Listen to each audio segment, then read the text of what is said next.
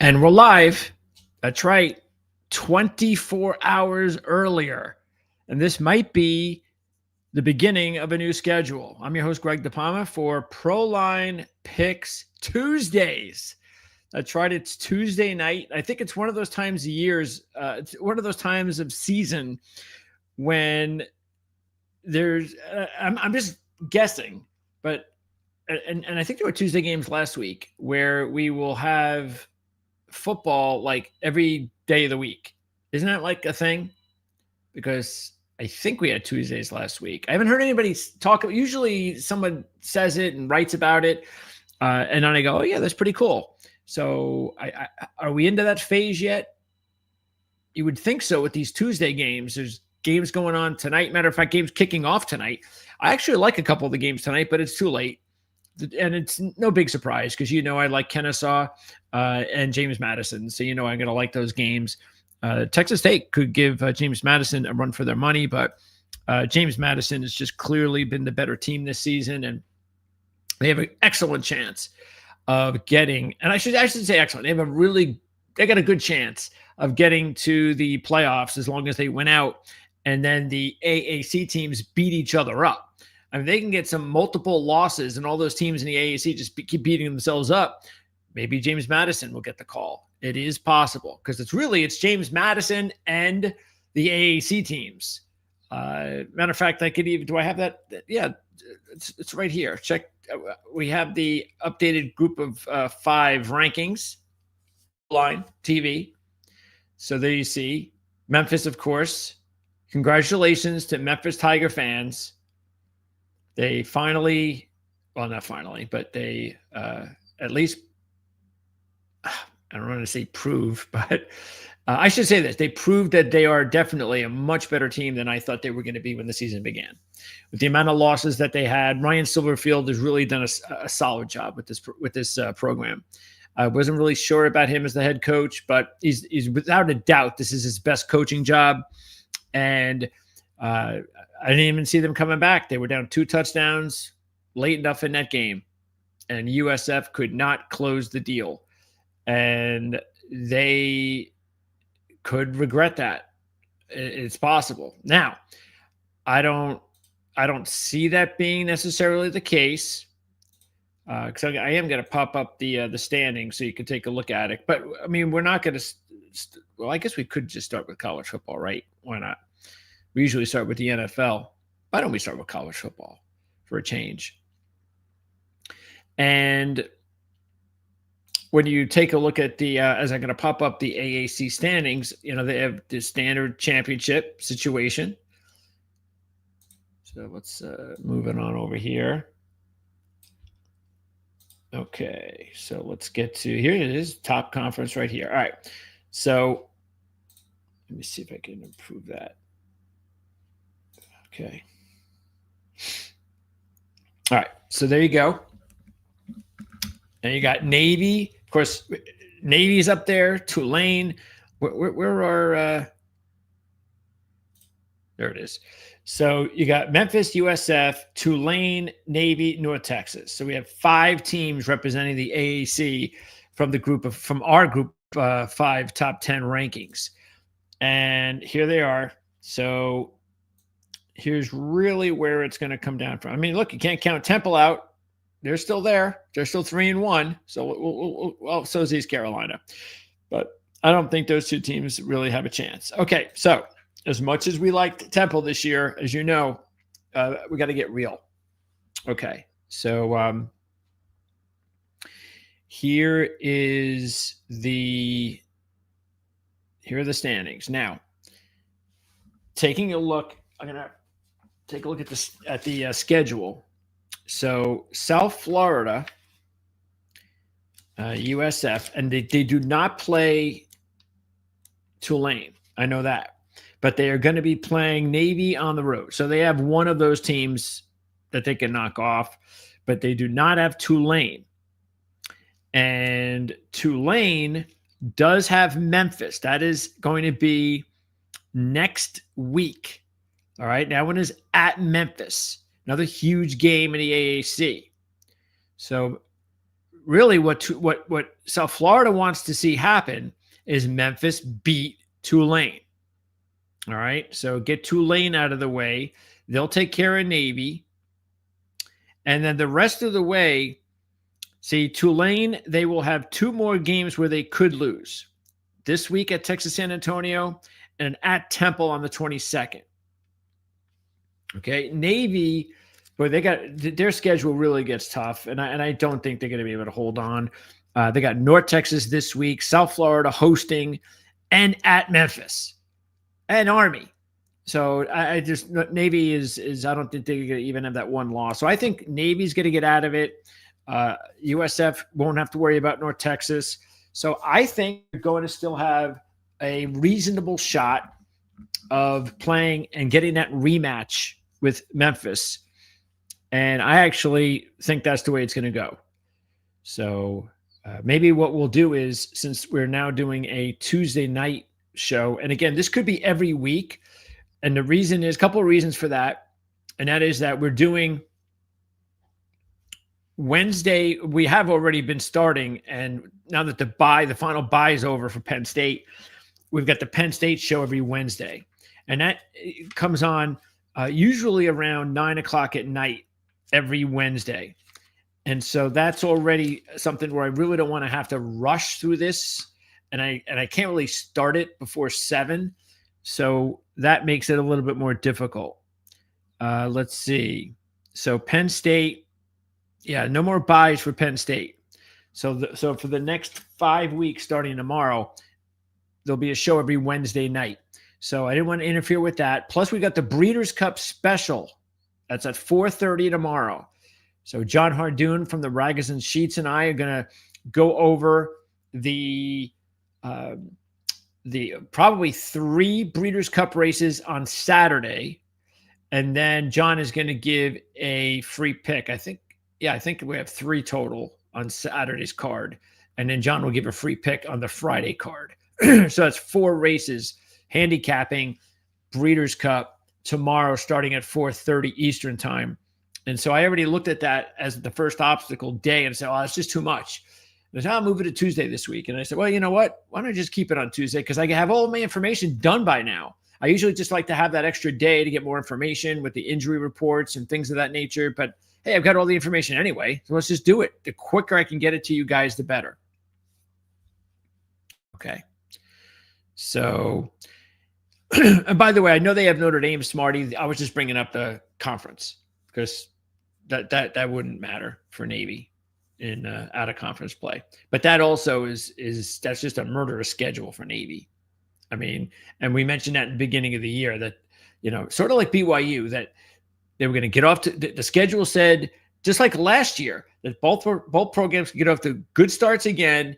But once they reach that one point in their schedule, it's going to be tough the rest of the way. So far, BYU has passed all their tests. We'll see if Navy can do that. I don't really think they'll be able to. Okay, so that is really what will kick off our week as we start off, as I mentioned, with college football and just getting into this a little bit more. I did drop Tulane because we didn't have this last week, so it's just like 2 weeks since we had this poll, and I'm totally unimpressed with their 7-point win at home against Army. I mean, they should have done better than that. I just don't think. And look, I didn't think, sort of like the way I felt with Memphis is the way I feel with Tulane. And it sure looked like that would be the case up 2 scores late last week with the Memphis South Florida game. But again, big credit to Memphis because now it sure looks like, because I think Memphis will beat Tulane. Memphis proved last week that they can hang with South Florida and then beat them. Now, you're going to get into a neutral site, South Florida rematch with Memphis, and South Florida will beat them. Because, first of all, it's hard to beat a good team twice in the same season. Secondly, they barely beat them this time, and they were at home. As far as Tulane, I do think Memphis is a better team than Tulane, so I think they will knock them off. But that's next week. And Boise State, they still hang around. San Diego State keeps impressing me every week. And I love it that we were really early on. Not a lot of people talked about San Diego State when we did, as you know. And we have, and I want to move San Diego State higher than 6 myself because they just keep kicking butt. But the problem is they just haven't done it against good enough teams. So as much as I'm extremely impressed with what they're doing, as much as I believe in them, I can't move them into the top 5 yet based on their schedule. And then North Texas, still I think they've got that potent offense, dangerous team. You know what we think about Hawaii and Troy. Okay, so that's our group of 5 rankings. Now, let's take a look at the playoff rankings in the last 2 weeks. Nothing changed in the top 3. Our number 1 ranked team 2 weeks ago is still the number 1 ranked team this week, and that is Texas A&M. And I don't think Texas A&M is number 1. I think Ohio State is. I try not to pay too much attention to the regular poll. I don't want it to influence me in any way, or I just don't like doing it. But I know I'm going to have to sooner than later to kind of compare it and all that. But Texas A&M, they have just proven it. They've already proven it to me that they should be right now the best team in college football. And they keep beating teams, including LSU on Saturday night, when you just wonder, well, sooner or later they're going to lose. You can't go undefeated. I mean, you can, but you don't have to. But so far they are. So far they just keep rolling. And they will beat Texas. Okay, that's a guarantee. They're beating Texas. Indiana, Ohio State. So that stays the same. Now, I move Notre Dame up a little because Miami was in that spot. So I move Notre Dame up a little. I move Alabama up a little. Same thing with Oregon. Texas moves up a little bit more than a little. So I just really, even though they lost to Arizona State, don't care. Still impressed with this Texas Tech team. That was a good loss that they had. Georgia had the big win over Ole Miss. Vandy moves in with two wins, LSU, Missouri. And Georgia Tech also hangs in there. And, boy, I just love it. What a great season. This is the one thing that I love about college football now. Is it too much parity? Maybe. But that's the way – look, they're going to rein it in. It's just going to take a few years before they really try to get this situated with the transfer portal nonsense and everything else going on. And they will get it a little bit more fine-tuned. But in the meantime, you have to take advantage of this stuff. And we've done a pretty solid job. I know there are a lot of people out there that are just not having a good season in college football, but we're having a good season. And I feel good that we're ahead of the curve regarding the parity. Believing in teams like Vanderbilt and Georgia Tech before the season began and stating the reason why, the parity. That the parity is here to stay and people have just got to get it through. That the old days are done. And this is going to be the season that will wake everybody up. I was looking at one of the, I don't know which site it was, but it was a site and had like projected playoff teams. And it's interesting, but like out of all the projected playoff teams, there was like one that was like a usual team, like a Georgia Tech or something. And I'm like, wait a second here. So we have all this parity going on. We're still a month out. I get it. 6 weeks, however long for the playoffs. And it's like this model of yours is still saying that it's like the old times. You've got all the top teams in the playoffs again. No, I'm sorry. That's not going to be the way it will end up. There will be 2 or 3 teams in the playoffs that nobody's expecting. Who will those teams be? We'll see. But there are still going to be more and more upsets. I mean, Alabama almost lost to South Carolina. They came that close to losing this, and that would have been their second loss. And they still have to play a couple more big teams. And everybody's talking about them, that they could be like the best team in football right now. That's how crazy it is. And I love it. Okay, teams of the week. So we decided to put it down instead of doing 3 and 3 Power 5, Group of 5. This time we went top 5. Houston, Cincinnati, Big 12. Absolutely. Willie Fritz, monumental win at Arizona State. I didn't think they could pull it off. I just have to think that Arizona State burnt themselves out in that Texas Tech game. I mean, the scene after the game was it was probably too much. And they probably carried that along for just way too long. And then you go from being a 7-point home dog to a 7-point home favorite. And they caught up to them. And before they could get started, which was too late in the fourth quarter, they had been beaten. And Houston, Willie Fritz, tremendous job. That's why we like Willie. And he's got no reason to do anything else but stay at Houston. Because if he winds up in the playoffs or just in the championship game this year, he'll get calls. I know he's in the Big 12 already, but he'll still, he went from Tulane to Houston, and there's still another graduation you can go to, even though he's in the Power 4 right now. But why? You're at Houston. Fertile grounds for recruiting. Cincinnati, I figured this was a good time as any because I think they deserve to be here based on the way that they pretty much blew out Baylor. And I didn't think they could do it. And I've been their biggest proponent this season. They sure have made me look good. But they have some tough games to come. And if they're going to hang in there and be an actual Big 12 team that will have a shot at the championship game, well, they got to step up starting this week. That's why I figured, let me get them in there now. Impressive win versus Baylor because they got a tough one this week. Pitt, wow. Look, a couple weeks ago, they came through for us in an upset win against Florida State, and they haven't stopped. They started before that, then they keep going. I mean, this true freshman quarterback is undefeated. It's a nice little story going on in Pitt, but they've got a really tough schedule coming up. And Wake Forest, I mean, great job. Great job. Dickert's doing a fantastic job.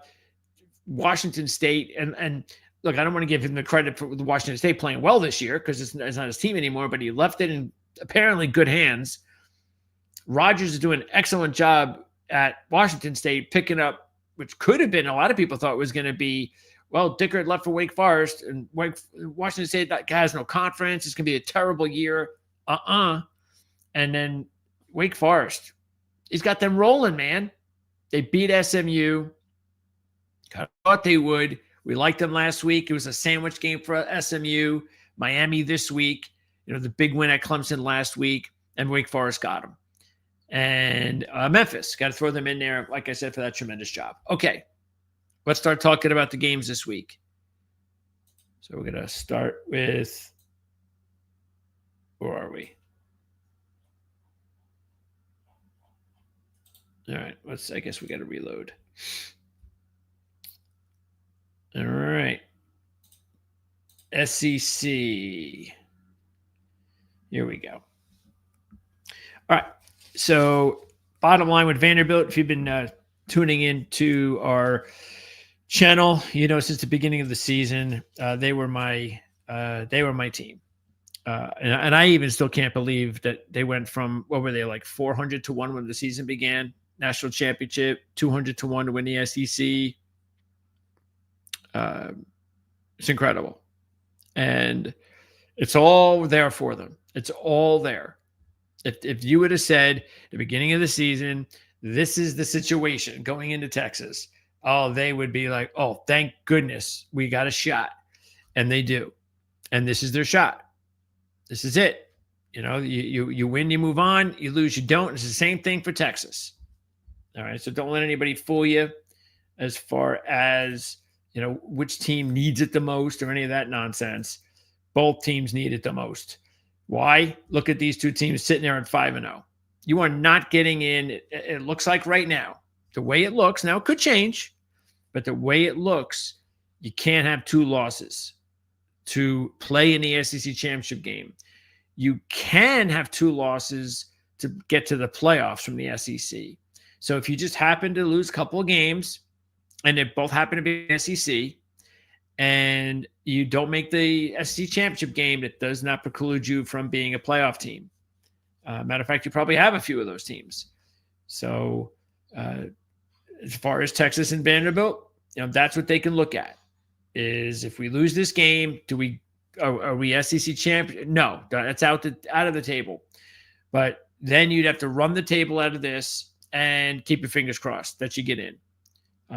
So the winner is in really good shape. But they're in really good shape like a lot of these other teams in the SEC. Look at that. So what we'll probably do is it's up to these 6 teams. Okay. That's why right here, winner moves on, loser done. And then you got Ole Miss, Georgia, with Georgia beating Ole Miss. And you got the 2 undefeated teams. And Alabama and Texas A&M are not playing. But as I mentioned, Texas A&M gets the game against Texas as usual at the end of the season. They got a couple tough games before that, but nothing that they shouldn't be able to handle.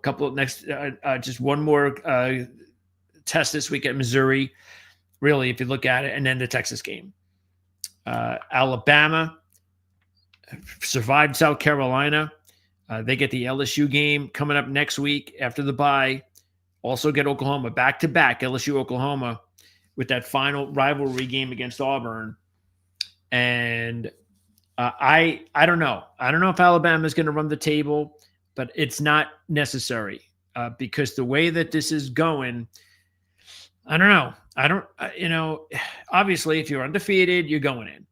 No question. If both Texas A&M and Alabama run the table, they're in. We all know that. But if there's a whole bunch of losses here, especially A&M, Bama get a loss, then we've got it's going to be a lot of fun because look at the rankings. 3, 4. I'm just noticing it right now. See, I have Texas A&M number 1. They have them at 3. Who would be at 2? Well, not a Big 12 team. Not an ACC team. So, it's the Big 10 team. So that's right, Indiana, Ohio State, I guess. Okay. All right. So now, as far as the game is concerned, and just consider this: that in the beginning of the season, would you have imagined that we'd be talking about these teams, this game, and this being the spread? Just imagine that. And it would have said that Arch Manning was healthy. Would you have even thought? And look at the rankings. Look at them. I didn't even realize Texas was 20. Look at Texas sitting there. Of course, again, that's why I said they got the one extra loss. So even though they're both in the same position in the SEC, so you do have to keep that in mind. Look, Texas has not looked very good the last couple of weeks in both of their wins. We all know that. They've been outgained in 3 of 4 SEC games now.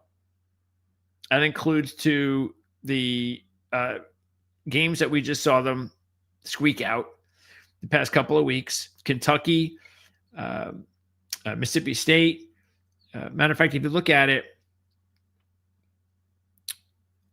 you have a Texas team that when they play their opponent, and if you look at it, I'm going to give you an example, and this is going to be about the offense for Texas, just to show you how disappointing Texas's offense has been this season.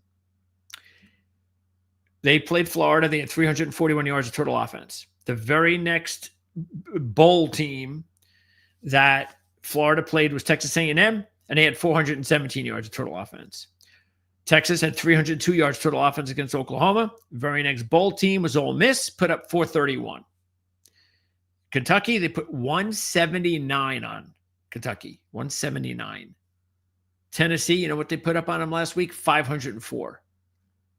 So it's obvious. This is not one game, couple of games. This is their team. This is what you get. It's not getting better than this. They're not going to improve.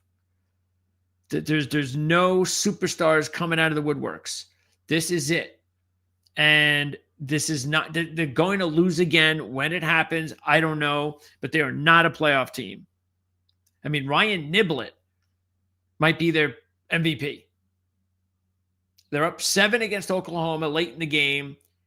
Punt return touchdown. Game over. They're down 7 against Mississippi State. What was it? Under 2 minutes to go. Punt return touchdown. Ties the game. Goes to overtime. Beats Mississippi State. He should probably be their MVP.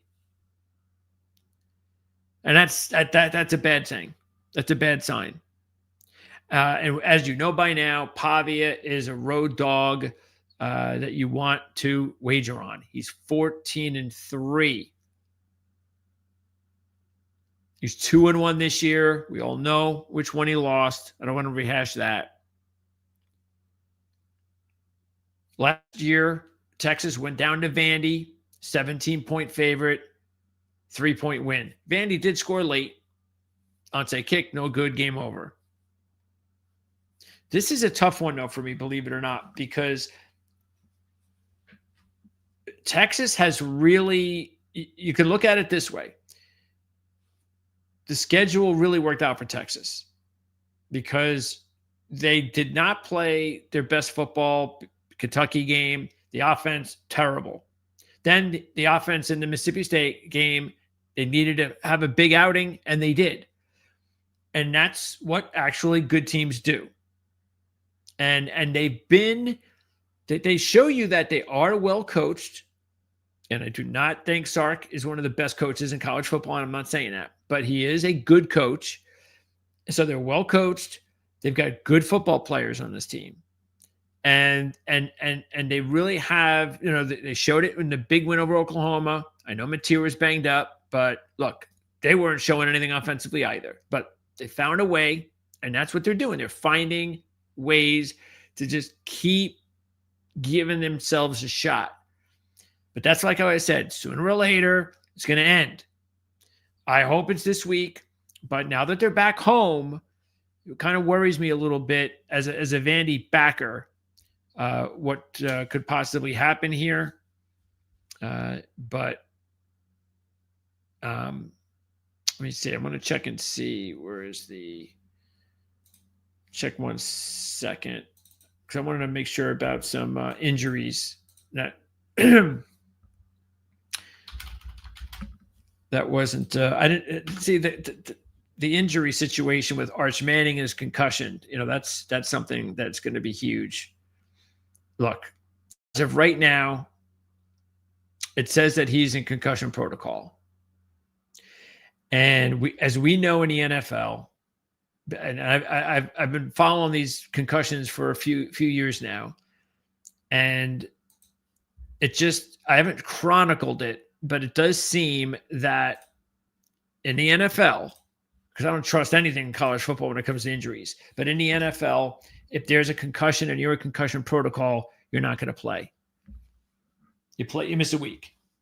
I don't remember the last time I heard of someone in the NFL in concussion protocol that played that week in the first week. Second week, fine, but not the first week. But I don't know. We'll see about college football. So what happens if, now look, I will say this, that it's only Tuesday. And after what happened last week in the NFL with Lamar Jackson, I know we're all gun shy about what to do regarding these injury situations. But I will say this: if you're like torn in this game, and you have good reason to like Vandy and feel like maybe I'm going to go with Vandy, then do it now. Okay, because if you feel that way now, then just do it, because, again, I think there is a reasonable chance that Manning will not play. And if that happens, then those odds are going to change. Now, I can't imagine, even though I thought the odds would be a little bit higher, like 3.5, I thought. I can't imagine that the line took into account the concussion. Because then, to me, that sounds like, what, we get a favor Texas by 5 or 6? If that was the case, man, I sure wish Manning was healthy and I could have gotten that number. But we'll see. I don't know. Again, it's only Tuesday. I just think that if you find out he's not playing, by time you get to game time, especially on game day, it can move. Those lines can move a lot in game day, depending on how much money's going down. I really believe that Vandy will get a lot of money on game day. So if it doesn't move during the week and we know he's out, I'm telling you, I think, and let's say it moves a little bit. Let's say it moves to like 1.5. I really believe that by game day, it would switch and you'd have Vandy as a favorite. So I would take him right now. Now, this line was I thought it'd be a little bit bigger, but I'm not surprised, because I like Florida. And maybe that would have been the first hint that I shouldn't have been surprised. Now, it worries me that if you look at it, these two teams in the last 4 years, it's been all Georgia. They've won 4 straight, covering 2 out of the 4, beating Florida by a 38-16 margin. 38-16. Now, here's the key. They were favored in all 4 by 14 or more points. And now it's 7. Okay? So that does worry me a little. But everything else I kind of like. It's Georgia. The defense, not great. But the one thing that they have done better on defense is against the run. And Florida does need to run the football. They got a nice little running back. We don't trust the quarterback very much. He has a couple of weapons, but you got to use those guys because that's where Georgia's weakness is in the pass defense. I don't know if Florida how much they can capitalize on that. But Florida needs to be in a low scoring game. They can't get into some firework game with Georgia, nor do I think Florida's defense would allow that. I think their defense is too good and I don't think their offense is that good. I don't think their offense is good enough to exploit Georgia's defense that well to have the game in the 30s. So I think Florida's going to have to win one of those, 21-17 type of games or lose one of those games. Georgia, how about this? They're 0-8 against the spread. Their last 8 versus losing teams. How about that? So now a lot of the time, I don't say a lot, but I would guess that for the most part, some of those lines are pretty big, but it's still a number and the number matters. Georgia sure has kind of woken up since the Alabama loss. They've won their last 3 straight up ATS since the loss. So, they're playing pretty good football. It's the defense that worries me. I think they beat a real good Mississippi team at home a few weeks ago. Mississippi's defense, not all that great.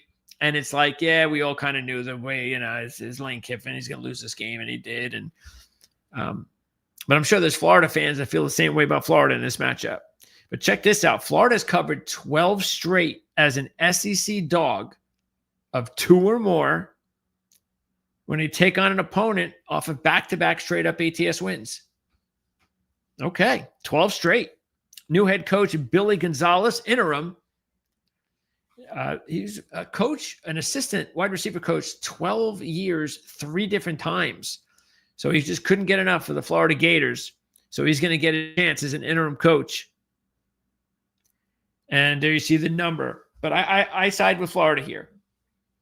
I just think that Georgia defense, I think that they'll be vulnerable. Both teams coming off a bye. This is the season for Florida. This is it. Now they can still go to a bowl, but really this would be it. Because if you win this game, then they're in a good position to go to a bowl. But I mean, even though they got a tough schedule, but this is for Georgia. They've already got the Alabama loss, so yeah. I like Florida, but it's not one of those where I'm going to just be real. They're not like a top pick because I can't do that in this type of rivalry where the other team has owned the team I'm going to put money on. I just can't do it, especially with the number being 7 instead of the usual 14. Arkansas, Mississippi State. Don't want to spend a whole lot of time on this game, but I don't think Arkansas should be favored by 4.5. Remember what we said last week? Sick and tired of hearing people say that this is a different team, Arkansas, with Bobby Petrino. No, they're not. And they did it again last week. Come on. There were a lot of people on Arkansas last week, and we were not one of them. We didn't buy into that stuff. I will get into Auburn in a minute, but that was a real gut check win by Auburn because Auburn's a better team than Arkansas. And I don't care what people say about Hugh Freeze. He knows how to coach. Okay? And he got a quarterback to play well for him last week. And if he could find a quarterback, Auburn will be just fine. He just has to find a quarterback. Auburn, they got a lot of money there, boosters to find players. Well, go ahead and find a quarterback. You find one, and Hugh Freeze will win at Auburn. Arkansas, check this out, 0-9 against the spread as a home favorite. 0-9. And they're 0-4 straight up and against the spread versus Power 4 teams, including BYU, during that stretch. So not only are they not covering as a home favorite, but they're losing all 4 in that stretch when they take on Power 4 teams. And the only thing with Mississippi State in this game is how are they going to react to the way that they screwed up last week? I mean, I just praised Texas for coming back and winning that game, but in reality, Mississippi State, come on, what are you doing? You have a 3-score lead in the fourth quarter. Ugh. And they kind of did the same thing. I mean, if you look at it, their last 3 losses, they could have won all 3 of them. They could be sitting here at 7-1, Mississippi State, but they couldn't beat Tennessee. They had the Florida debacle where you got intercepted by a defensive lineman, and in the Texas game. And they have tough games coming up. They may not even go bowling. And the only chance they have to go bowling, they have to beat Arkansas. And then they need one upset in the last 3.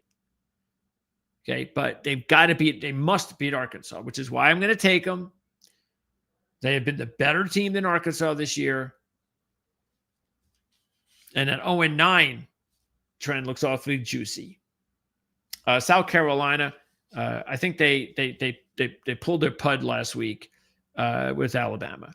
We talked about that being a potential trap game for Alabama in a way where, they've had some really big games, and it was inevitable that they'd kind of take the foot off the gas a little bit because that's what you do in football. Again, you don't have to go undefeated anymore. This is more like the NFL than college. And that's what we did last week. But give Alabama credit. Unfortunately, you got to also look at South Carolina the way that we just did with Mississippi State. And they blew it. Matter of fact, tie game, still had a chance. Tie game, got the ball. You got your top player, your quarterback, Sellers. He's the man, right? No, he fumbles. Alabama, touchdown, game over. They were up 8 points with 3 minutes to go. 3 minutes to go, and they lost by 7. They've lost 5 out of their 6, and now they're on the road at Mississippi, coming off the huge win against Oklahoma. And a Mississippi schedule. I mean, you got South Carolina, FCS, Florida at home, and then at Mississippi State. That is a schedule that says we're not going to lose again. So if we don't get into the SEC championship game, it's going to have to be some sort of rankings. I don't know how the SEC does it. Common opponents. I don't know. I don't know how they do it. Now, I'm not going to say that the Florida-Mississippi State game are gimmies, though, because I don't think they are. Not with Ole Miss. Not with Lane Kiffin. But this week, I actually feel good about Ole Miss. And that's the reason. I just think that South Carolina will be damaged a little bit because they haven't had a good season. Everything, it looked like went into that game last week. Save our season, everything. And they lost. And the way that they lost, they're not going to the SEC championship. It's just going to a bowl. That's it. Well, we did that last year.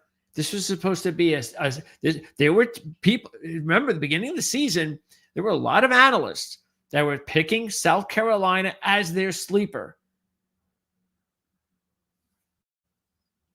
And they have had a very disappointing season from the get-go. Ole Miss beat South Carolina 27-3 last year as a 10-point road favorite. And I just kind of feel that, again, I think Ole Miss is going to catch them at the right time. But we'll see. I do believe Ole Miss will screw up at some point. I say screw up, but I think they're going to lose before the championship game. I don't know when or where, but I do think they're going to lose one more game. But we'll see. I just don't think it'll be this week. Tennessee, Oklahoma, and you've got a Oklahoma team that is reeling. And John Mateer, his injury just ruined their season. It's just plain and simple. He is not the same player before the injury. And then they got Alabama next week on the road. Then Missouri, LSU. Now, with Brian Kelly gone, all of a sudden, anybody that's got LSU on their table, you're okay now. You got a shot. That's now a very winnable game. But, Alabama, Missouri, Tennessee, 3 in a row like this, they're not going to survive it. It's too much. Material's not healthy. He hasn't played well. They did have to run the table, and I don't see it. And check this out, too. Since the beginning of last year, which is 9 losses, all 9 have been by 7 or more points. So when they lose, 7 or more. When they lose, they lose. So that's telling you, don't worry about a 3-point spread. If you think Tennessee is going to win the game, then just, even if the game goes up to 4, whatever, don't worry about it. Just take Tennessee. Tennessee beat Oklahoma last year by 10 points as a 5-point road favorite. And I'm going to take Tennessee. I don't like what I saw. I do not like what way that game played out against Ole Miss. They're just not the same team right now that they were pre-Mateer injury. Auburn, give a lot of credit to Hugh Freeze. And what a great timing as far as Daniels, the quarterback. About Jaylon Daniels, the Kansas quarterback. Well, this is his brother, Ashton.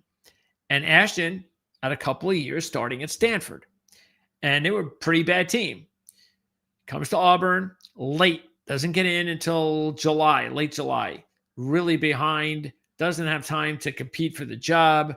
Just takes him a while. So much so that even though all season, as we've been saying, Arnold is a one-trick pony, basically, just runs the ball. That's it. You can't, not very accurate throwing the football. You're not winning big games with Arnold. You're just not. Is it an improvement from last year's quarterback situation? Yes, but that's about it. So Daniels finally gets into some action last week. Why? The running game. Everything's going well with the offense, the running game, and they're driving down the field. It's a 14-10 game, and I think the whole drive had been runs. And they decide, well, let's try to catch them off guard with a pass. What was it, 95-yard pick six? And Arkansas goes up 21-10. Goodbye, Arnold. That might have been your last pass as a starting quarterback for Auburn. Now, he is not named a starting quarterback. Again, it's only Tuesday, but I can't see how it's possible that he does not give Daniel a start. Is he a savior? No. But again, the way the program has struggled the quarterback. Like I said, Arnold is an improvement from where they were.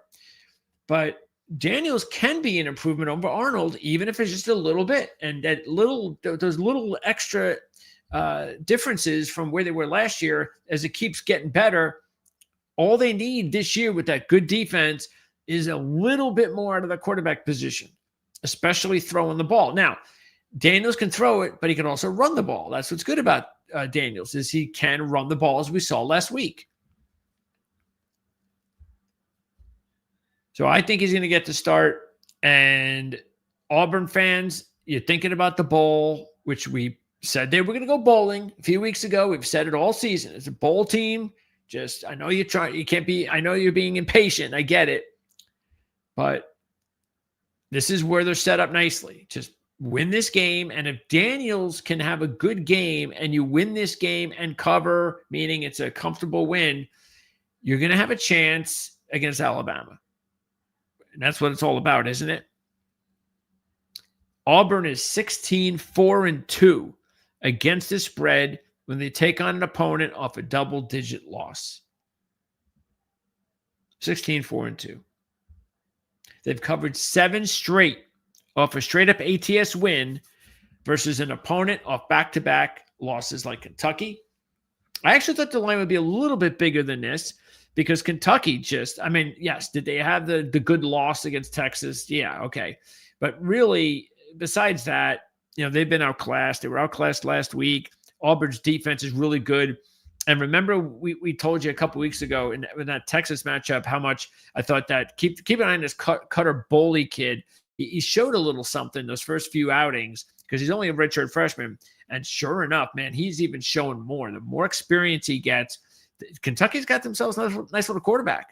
And we all know that's the ticket in college football. But you better hold on to him. And we'll see what happens with Mark Stoops because he's been there for 13 years. And last couple of years have not been good. So, you can see that if something happens and Mark Stoops leaves, depending on who they replace him with, now I don't know what Boley's ties are to the program, but he's going to be a good quarterback. And he's going to make some money. 5 touchdowns last week against Tennessee. And they lost big. That shows you where Kentucky is. So, yeah, I like Auburn in this matchup. As much as I like the kid, Boley, the fact is he's a young kid. He's going on the road now against a very good defense. I think that's asking for a little too much at this stage of his career, but we'll see.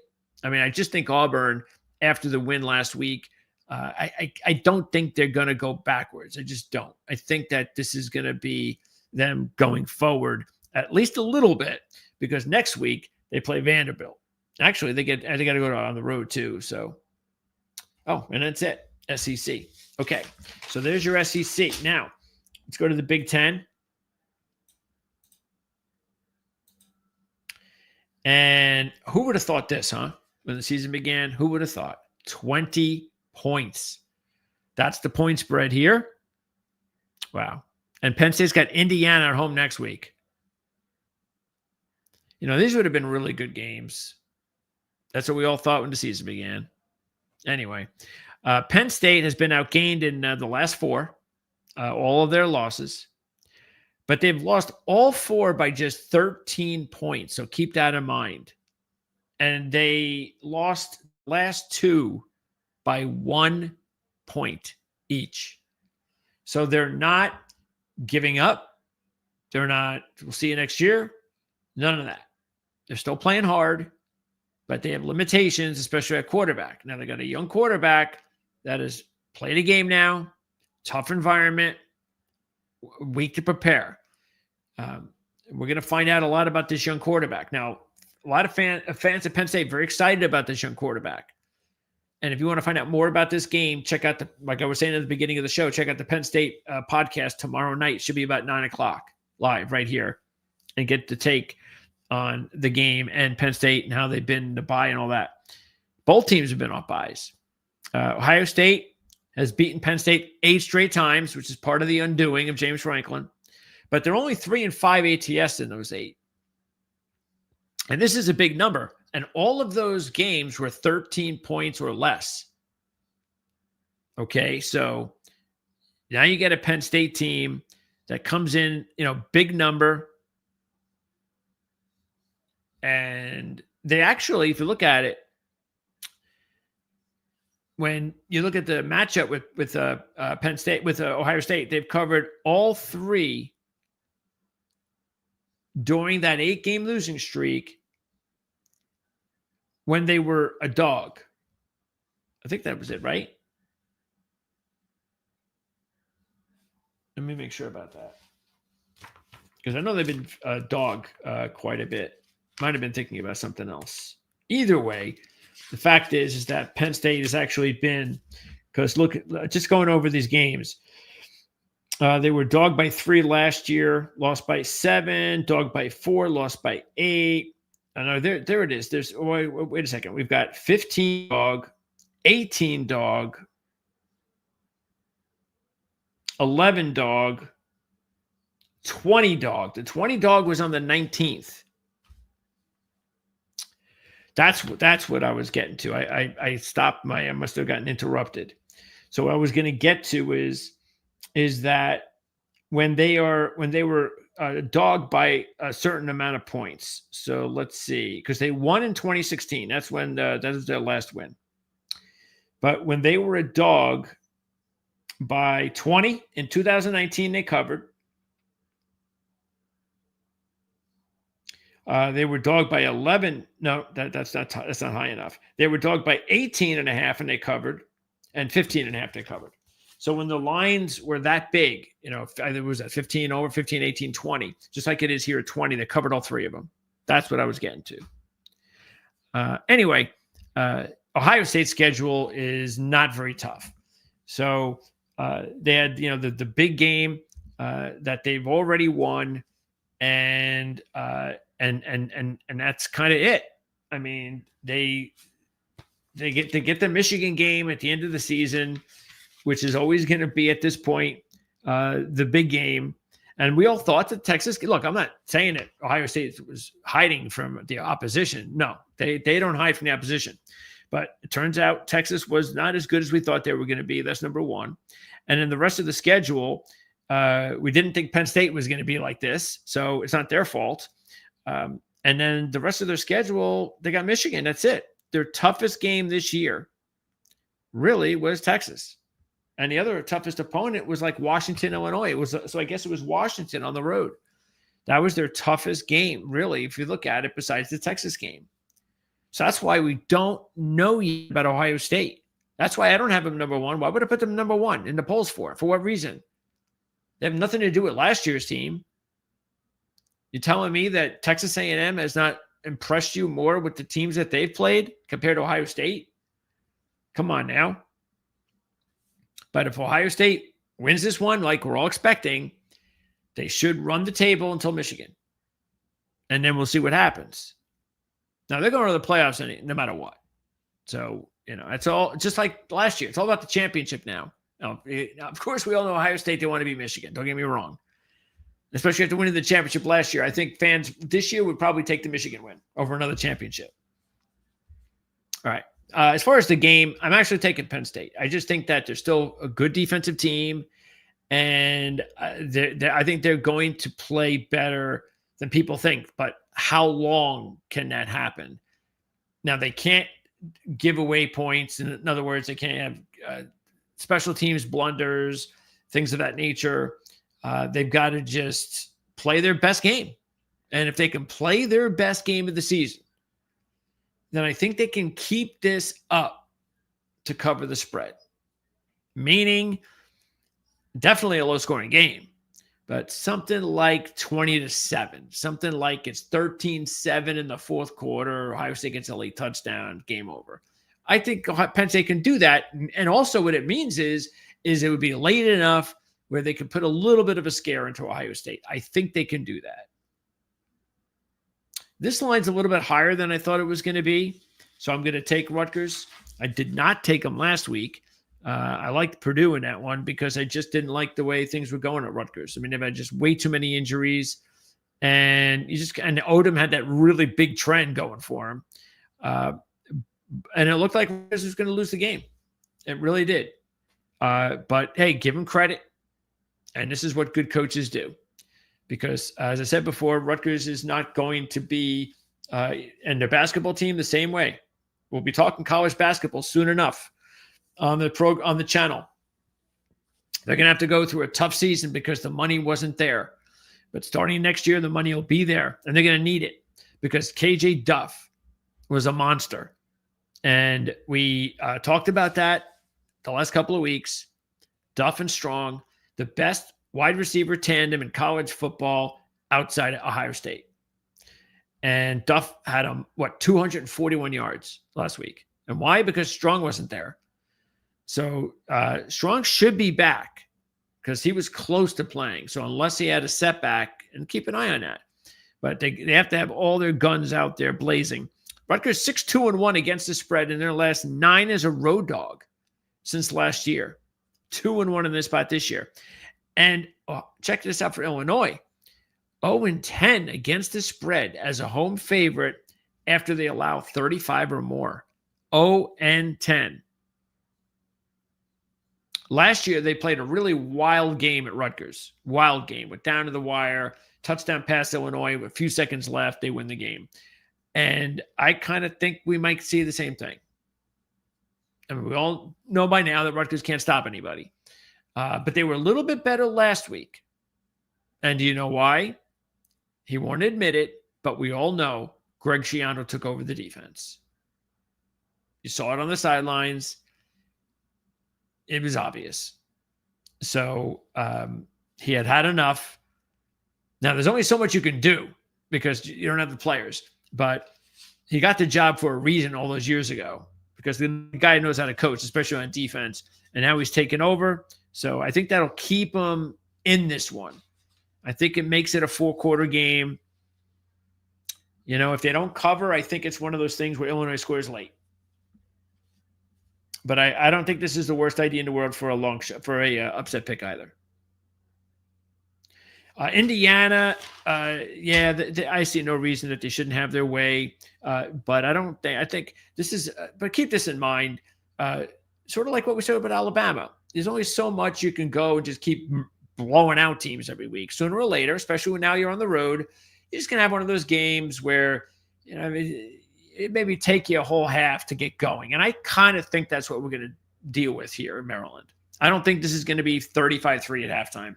I think this one might be close at halftime, and then Indiana just takes over when they need to. I'd stay away from the line, actually, because Maryland's 5-1 against the spread, 4-0 against the spread this year as a dog, including their last 3 by 4 or less. So do I think it's going to be 4 or less? No, but it's 21 points. In this one, Minnesota has been outgained in 5 of their last 6. Not that good of a team, to tell you the truth, when you're a 5-3 team. But we've kind of talked about that. So they are what they are. I actually think PJ Fleck can coach. I know he can be annoying. And I think that with all the jobs opening up right now, there's so many good jobs opening up. I'm going to be surprised, maybe even shocked, if he doesn't take one of those jobs. As long as Minnesota does what they're supposed to, go to a bowl. All right, I got them to a bowl. Not a very good team, but I got them to a bowl. That'll just prove once again he can coach, and I think he's going to get a job. They're 0-2-1 against the spread as a home favorite this year. Okay, even though they won all 3. Michigan State 4-0 against the spread as a dog this year. 3-0 against the spread as a road dog this year.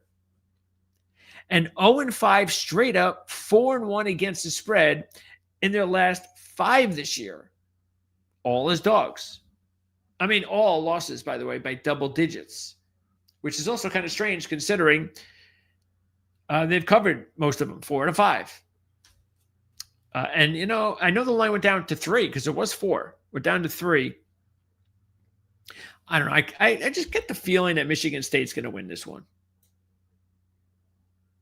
Purdue and Michigan.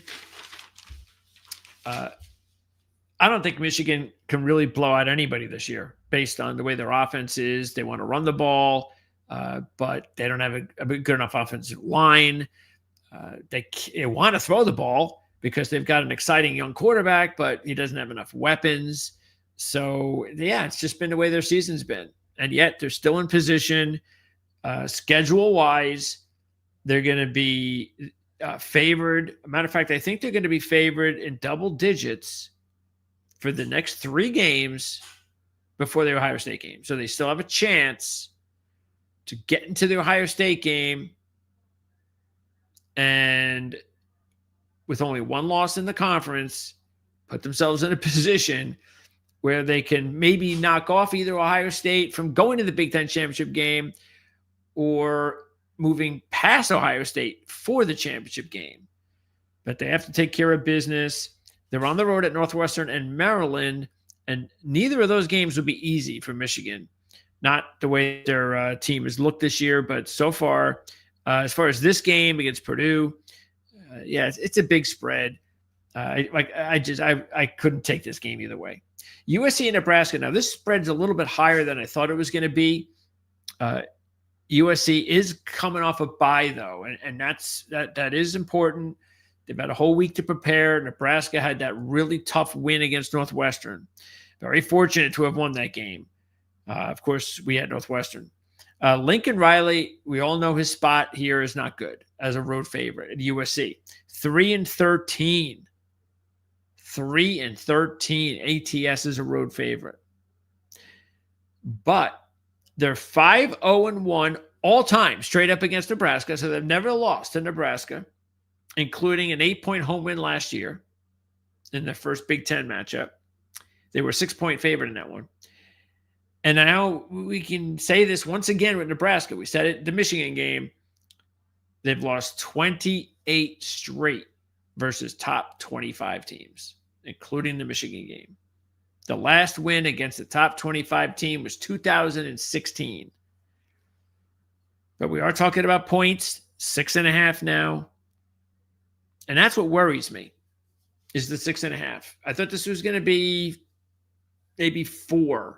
I didn't think it'd be up to 6.5. I think USC is a better team, but I can't put money on them to cover on the road. Not against a team that is more than capable of winning. And this would be Rhule's signature win. He's waiting for his signature win. He was hoping it was the Michigan game. He still would have preferred it to be the Michigan game. But hey, he'll take it. At this point, he'll take it. He'll take USC. Let's get started with these signature wins. And, they're a viable upset pick. You're getting 2-1 on the money line. So it's not a bad idea to take Nebraska with as bad as Riley is as a road favorite. Throw a little money on the money line. I just think USC is a better team. And they're off a bye. And I still think they're going to be able to be relevant the rest of the way. They got that Oregon road game. So it's tough. I mean, I like USC to win a close one. So I'm going to take the points. USC win a close one.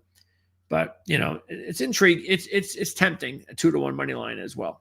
And that's going to wrap it up for the Big Ten.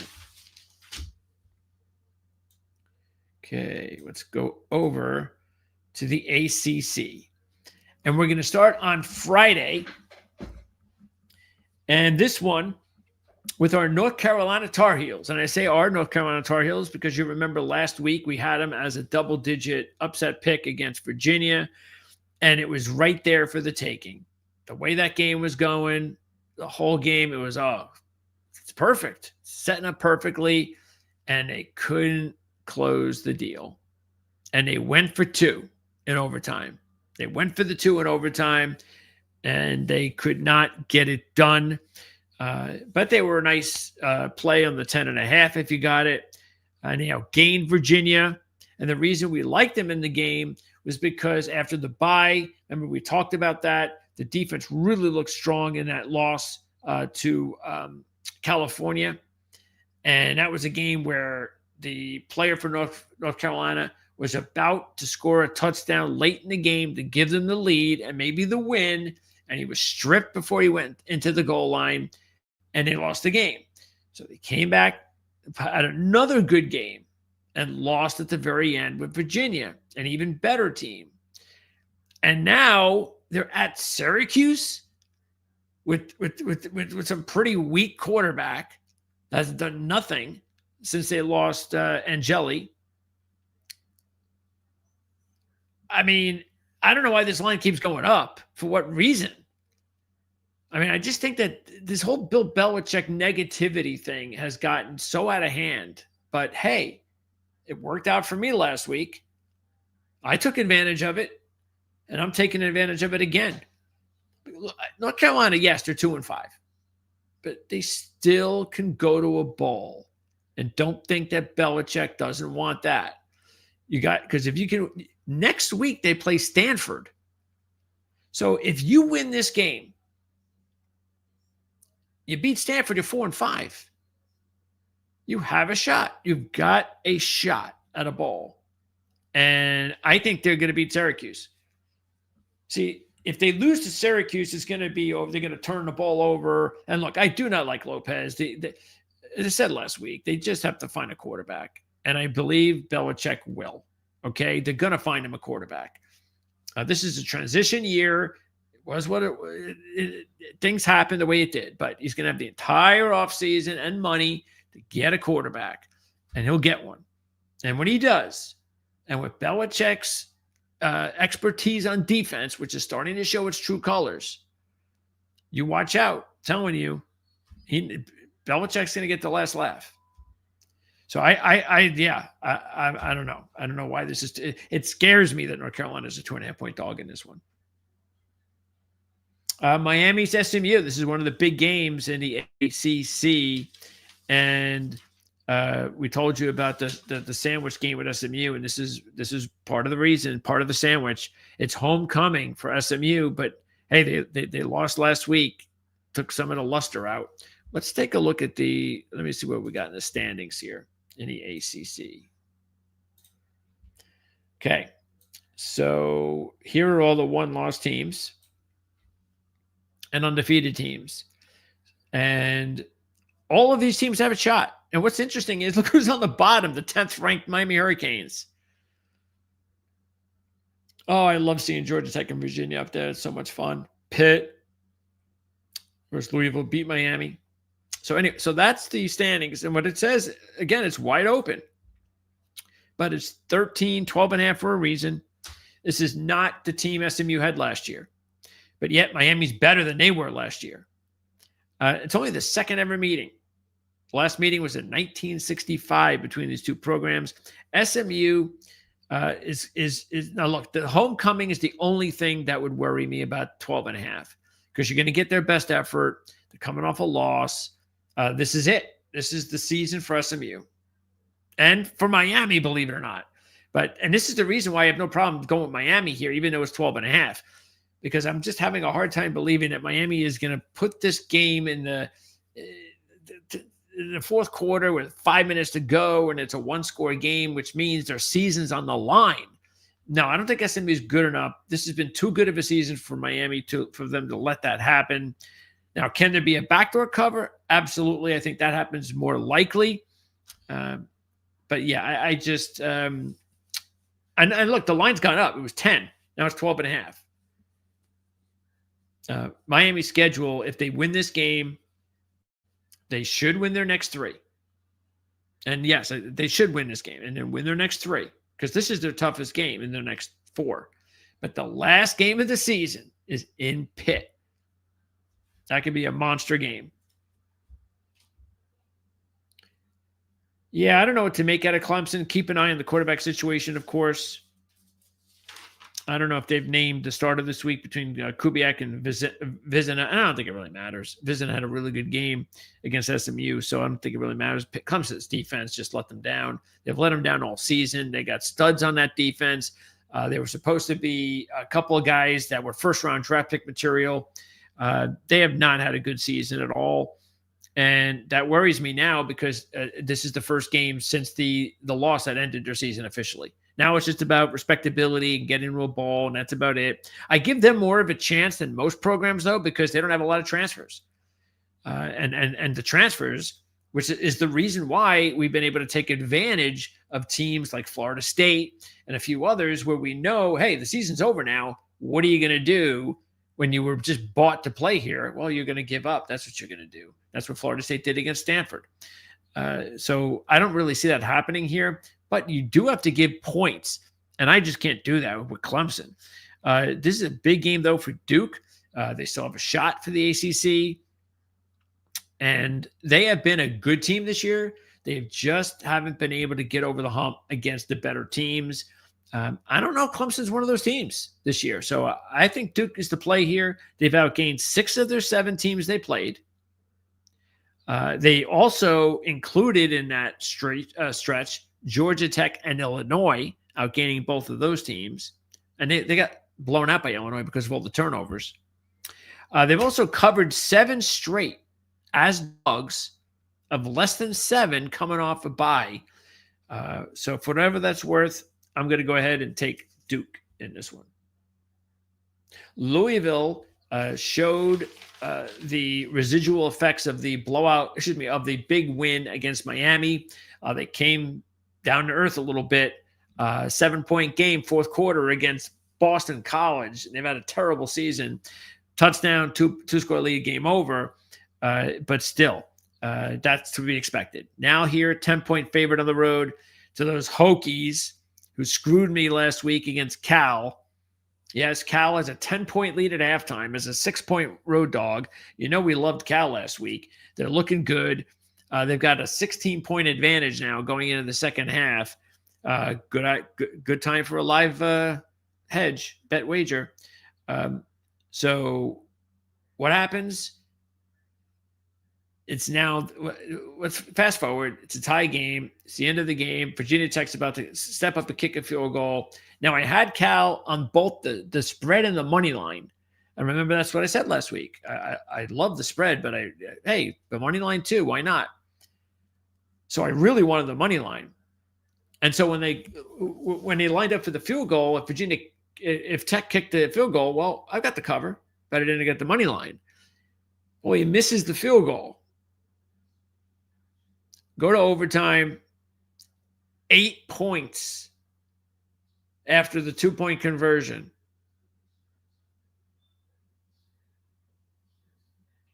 You know, when you lose one of those in overtime, it happens to us all far too often in college football. It kills you. Well, they're back at it again this week against Louisville. Not a good spot for Louisville. They're 4-10-1 against the spread in their last 15 as a road favorite. But they are 1-0 this year in that role. Virginia Tech 1-11 straight up and against the spread when they take on an opponent off a double-digit victory. And they're 0-2 in that role this year. So that's pretty bad. Look, I'm taking Louisville. I think that they're going to be able to respond after the Boston College close call. But Virginia Tech is playing better, much better than they were before the firing of Brent Pry. And that's going to make him a dangerous team, especially, against Virginia and Louisville. I mean, they could play spoiler here in the ACC. We'll see if they can do it here or not. Like I said, I'm going to go with Louisville. I think they're going to be able to, like I said, respond after last week. But this is still a dangerous situation. I think it's better that it's a 3:00 game, not a night game. Those night games at Blacksburg can be very dangerous. Yeah, we don't have to spend any time on this one. Pittsburgh and Stanford, we do. And that's because of Stanford. Remember a couple weeks ago, how can you not? We took Stanford as a 17-point home dog to upset Florida State, and they did. Now, one of the reasons we did that is because before that game, they had already beaten 2 previous teams as dogs at home. I mean, one previous team was a dog at home because the other one, they weren't a dog. I think they were a slight favorite against San Jose State. Anyway, Stanford, even though they're only 3-5 this year, they're 3-0 at home. And 2 of those wins, dog 14, dog 17. So that has to get Pittsburgh's, that has to get has to get them to wake up and to say, don't fall asleep on this opponent. As I said in the beginning, ever since this young quarterback Heinzel has taken over, the freshman, they've been really a different team. 4-0, straight up and against the spread. They got a bye next week. And then after the bye, Notre Dame, Georgia Tech, Miami. It doesn't get, they have got to just dispatch of Stanford. And because you lose this game, the season's over. Even though it would only be because they don't have what is their numbers here? Yeah, they have just the season's over. They got the one conference loss. So, they cannot afford this loss. And that's why, as good as they're playing, I'm just not going to buy. See, Florida State was in a different mindset. Boston College, turns out, wasn't as good as we thought they were. So Pittsburgh is. So this is a completely different situation. But it is a lot of points, and they're going to buy. So if they get off to a 3-touchdown lead, and Stanford has played well at home, give them credit for that. You could see a backdoor cover. You could see them, hanging in there. So it's a dangerous game. So I just don't think it's one of those games where I'm going to jump all over Pittsburgh and think that they're going to win, like they've blown out some of the teams at home this year. This is a little bit different. Remember, East Coast, West Coast, all of that stuff. Look, if I had to pick the game, I'd probably pick Pittsburgh. But I'm going to stay away from this one. Another East to West Coast game that you need to keep an eye on, because Virginia, this is tough. They again, another team that cannot afford a loss. They've already got the loss to North Carolina State, and as hot as they've been, this is it. They've won 3 overtime games in the last 4 games on the season. That's crazy, but it's also shows a lot. It says that you guys you're tough, resilient, and maybe this is your year. In order for that to be the case, you have to take care of business. And I think because of what happened last week, I think that was one of those situations where, even though they've been in these overtime games, and I shouldn't even say last week, look at the last couple of weeks, they're just getting by in these overtime wins against teams that they shouldn't be getting by with. So I think there's something more there to this team. I really do. And I think that, come on, are we going to overtime again? I don't think so, but I can see a close game because they've been playing so many of them. And that does worry me. Every point matters then. And Cal, I don't know what you're going to get out of Cal from week to week. I really don't. They've had a very strange season, even though it's been a good season so far. It looked like they were going to win 6 games and go be bowl eligible last week, but they blew that. And both teams have combined 0-5 ATS in the last 5. So I don't like that. If I take the game, I'm taking Virginia, but I just can't touch the game. This is actually going to be another tough one for these 3 straight tough games. Well, I wouldn't say Pittsburgh Stanford game tough, but not games that you could just, we'll be okay. Because North Carolina State, they can be dangerous. On the road at Georgia Tech, no problem. I think Georgia Tech wins easy. Now, this is in Raleigh. I think it's going to be a lot different. The Wolfpack, 6-0-1 against the spread as an ACC home dog by 3 or more points. So this is their spot. They've had some really big Saturday night or wins at home against really good teams. So this is a spot they're very familiar with under Dave Doran, especially with an undefeated Georgia Tech team. Now, what will this loss mean to Georgia Tech? It's not the end of the world. If you're Georgia Tech or Virginia, if you're either one of these 2 teams sitting there at undefeated, okay, you don't want to lose, but if you lose, it ain't the end of the world. And the reason why is because as long as you win out after that, the likelihood is that you stand a good chance of going to the ACC championship game. Now, and the other thing for Georgia Tech, you would think it's going to be a lot harder for them because they're undefeated. And you would think that at some point when you're undefeated, that you're going to slip up. So that's what I'm concerned with. And we just told you about North Carolina State, really good spot for them. Home dog at night. But they're 0-4 straight up and against the spread in their last 4 versus FBS teams. So NC had that big win against Virginia early in the season when no one realized how good Virginia was going to be. And that's it. They have not had good games against good teams. They've just been almost, it's like they're almost going, they're waiting to have that big win where they're going to have one good win because they have it in them. They're that type of program this season that they have. Now, you might say they've already done it. They beat Virginia. But how funny would that be if the only team to beat the two undefeated teams, Georgia Tech and Virginia, was North Carolina State? But that could happen. Yeah, this is a tricky one because it's very tempting to take Georgia Tech when you're only giving less than a touchdown, and Georgia Tech is much better than North Carolina State than just having to give up 5.5 points. But it is for a reason. The last two ACC games for Georgia Tech at Boston College and then hosting Pitt.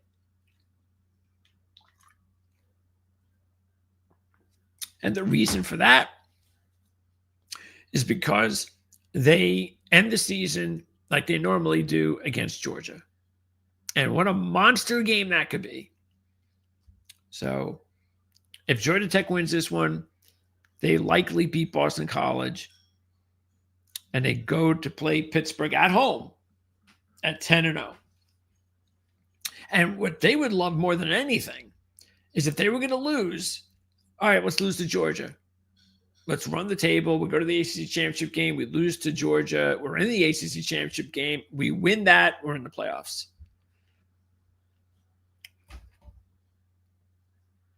Okay. I don't know what this line's about. I really don't. I'm kind of stunned a little bit at this line. Now, I really was hoping last week that Purdy, we talked about him last week. It came off that big game the week prior. He's a much better passer than Ashford. And really hoping that he was going to be able to take over the program, take over the reins, because he was the more talented guy. And he got hurt. He had a bad start to the game. Ashford closed the game and did matter of fact, Ashford threw a very key 4th down pass. Excellent catch, too. Right around midfield to get them into, it was like a 20-yard pass, puts him at about the 30, whatever. Field goal kicker, game winner, over. So give him credit for that. But I think they would be a much more dangerous team if they had Purdy and he was out there. I don't understand this line, though. Why is, after what Florida State did with Stanford, and nothing has changed. Now, maybe you could say, well, you have to have pride, don't you? But when you make money, and a lot of the key guys are making money on Florida State, when you're making money, there might be enough of those guys. It don't have to be the entire team or half the team. It just has to be enough of the key guys that were bought to play there to just not really care as much. Like, oh, don't give me, I don't have pride. Now, maybe they come out and those types of players who showed no pride in the Stanford loss will show it here. But I'm going to bet that. I'm going to put my money on that. Why would you think that would happen anyway? There's no reason for it. Again, Florida State is not playing for anything. Nothing. Except going to a bowl. Whoop-de-doo. And we don't even know how many players that they bought to play there are going to wind up even playing in that bowl game. So I don't know why the line's going up. But it is. And I think you should take advantage of it. On top of just liking the game without ever seeing the trends, Wake Forest is 14-0-1 against the spread when they take on an opponent off consecutive straight-up losses. 14-0-1. And believe it or not, Florida State Wake. You might not think this is the case, but Dave Clawson was a pretty good coach. Wake Forest has beaten Florida State 3 of the last 4 times they played. And this has been over, I think, a 4, maybe a 5-year period. This has been recently. Now, they didn't play last year, but Florida State did beat them in 2023. And I think they played the 3 previous. So they might have played the last 5 years, the 4 without last year. I think that's how it was. But the bottom line is Wake Forest, they've been like this pain in the neck to Florida State recently. They've been like one of these average to below average ACC teams. And actually, they've been average. Clawson is, this is an average program. But come on, we can't beat Wake Forest. That's what's been going on with Florida State the last 5 years. So here you're getting 9.5 now. We're starting at 7. I mean, you're getting 270 on a money line. Take it. Take it. Wake Forest has outgained their last 4 opponents. And in those last 4, they're 3-1 straight up, 4-0 against the spread. And the only loss to Georgia Tech by 1 point when they went for 2 points for the win. Next week, Wake Forest is at Virginia. So it really gets interesting next week. So yeah, I'm all over Wake Forest here. And I'm already ahead because of the Stanford win. Okay, now let's go to the Big 12 matchups. Houston, we talked in the beginning of the episode about what a great job Willie Fritz has done. And he had his signature win for Houston last week at Arizona State. The line has actually gone down a little bit. Freshman quarterback for West Virginia, Scotty Fox. Remember, we talked about him in the BYU loss a couple of weeks ago. Well, he comes off the bench in the 4th quarter with BYU holding the cover by like 5 points. He comes in off the bench, throws a touchdown pass. It was like a 35-yard touchdown pass, and West Virginia backdoors BYU. Last week, gets the start against TCU, 301 yards, 2 touchdowns, tough loss, close loss as a 16-point dog. I think that's the reason why the line hasn't really gone up here. But I think you really should give Houston an awful lot of credit for the win that they had. That was a huge win last week. And they are in good position in the Big 12. Let's take a look at the Big 12 standings now. It's still kind of wide open. Look at that. Not a lot of teams with 1 loss now. Houston, Texas Tech, Cincinnati, BYU. And these teams are going to be playing each other. And you can't count out, because there's still a lot of football left. You can't count out Utah. I'm not even sure I can count out any of these 2-loss teams, to tell you the truth. I still think you're going to get a lot of losses here. Now, of course, Cincinnati and BYU are in a much better position. They could drop 1 game, and what that does is at least it shrinks the playing field and the competitors, because they'd only have a few competitors left, even if they did lose a game. But Houston is one of those teams sitting there with just 1 loss. So they're not going to screw around with West Virginia. I think they're going to be just fine. And I think they'll be able to take care of West Virginia. It's a big spread. The Fox kid has looked good. I get that. But it's a road game.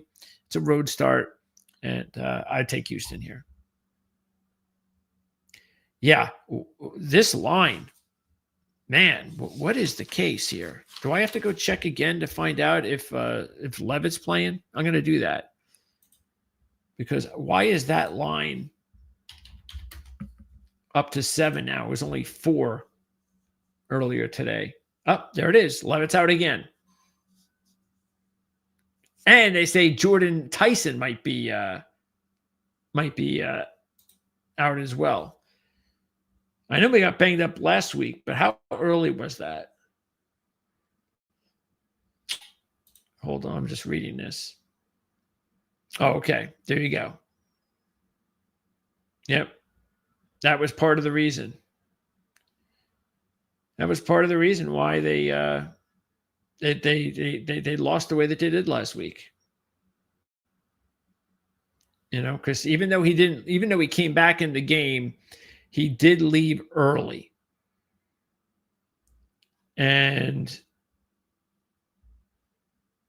one of the key issues too last week, again, you don't get these. This is what drives me nuts about college football with the injuries. At least in the NFL, and look, what happened with Lamar Jackson, we all hate it. The fact is, at least the NFL, 99% of the time, we know if a player is going to play or not. It's going to okay, but we don't know nothing in college.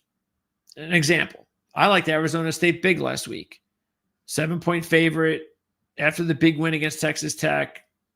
They're going to be just fine. They're going to move on. What happens? Turns out that the hamstring injury to Tyson that we saw towards the end of the game. Now, he continued to play. But it turns out it was not healthy enough, and he could not play last week. So maybe the best receiver in all of college football, no, he's not playing. Throw in the fact that Levitt, your superstar quarterback, gets hurt, knocked out first quarter, comes back later in the game, leaves again. I mean, this has really just killed Arizona State this year.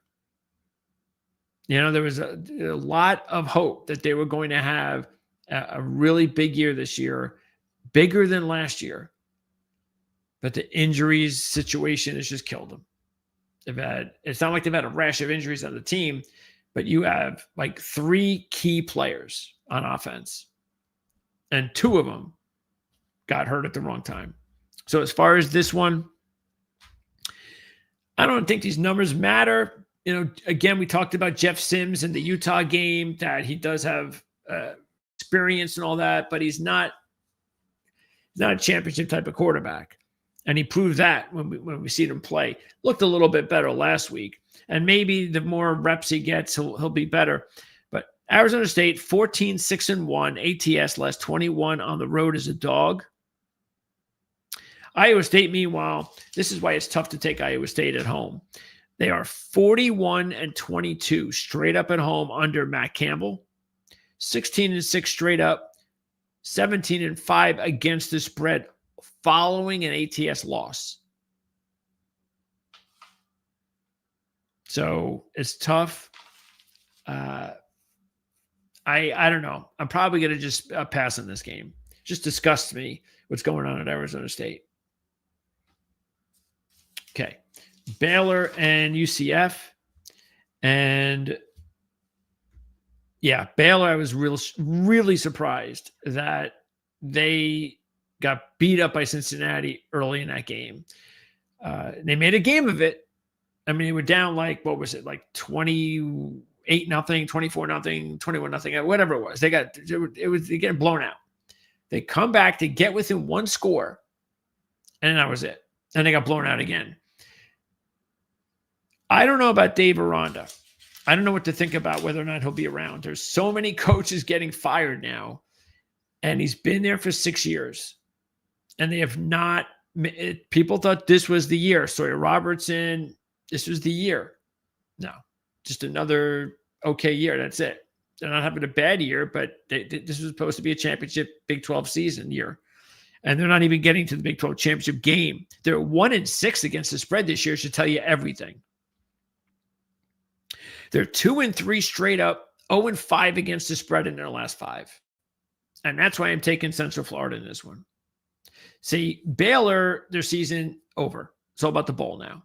They got nothing to play for, basically.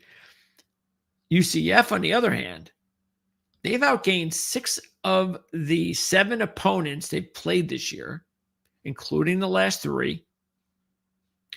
We know Scott Frost can coach at Central Florida, and he's doing that again here. Now, they aren't anywhere near the level of where he was when he left the program before, but they're 4-3. They've got bowl hopes, and this is one of those teams. That's exactly what they're looking for. They're looking to improve, go to a bowl, and this is step 1 of the rebuild again.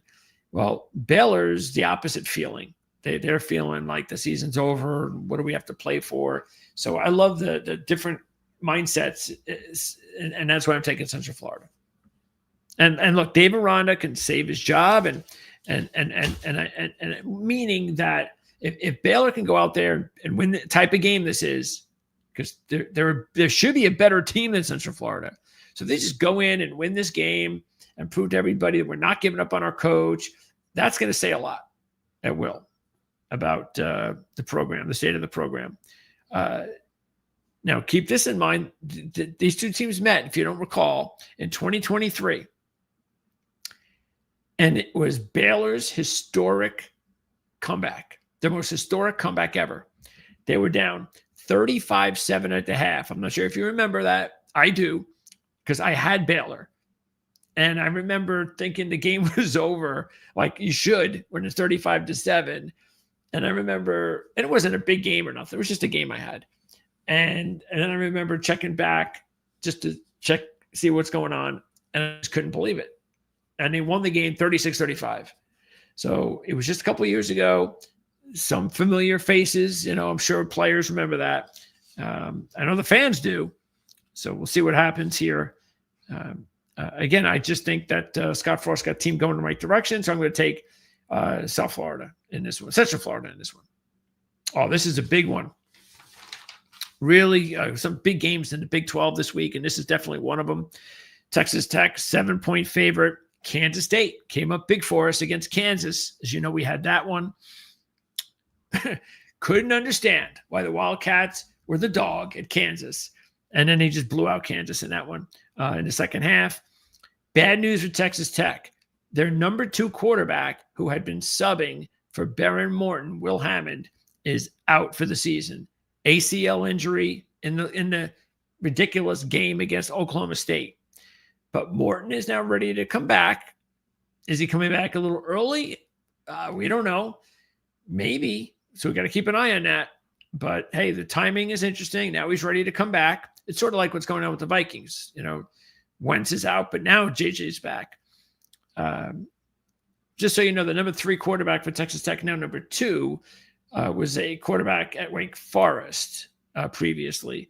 Not a talented kid, but hey, he's got a good program now, and he's okay. He's a good number 3, I'll tell you that. But now he's got number 2. Kansas State, remember, they started the season 1-3. This is what we've talked about the last few weeks, why we've jumped on Kansas State recently.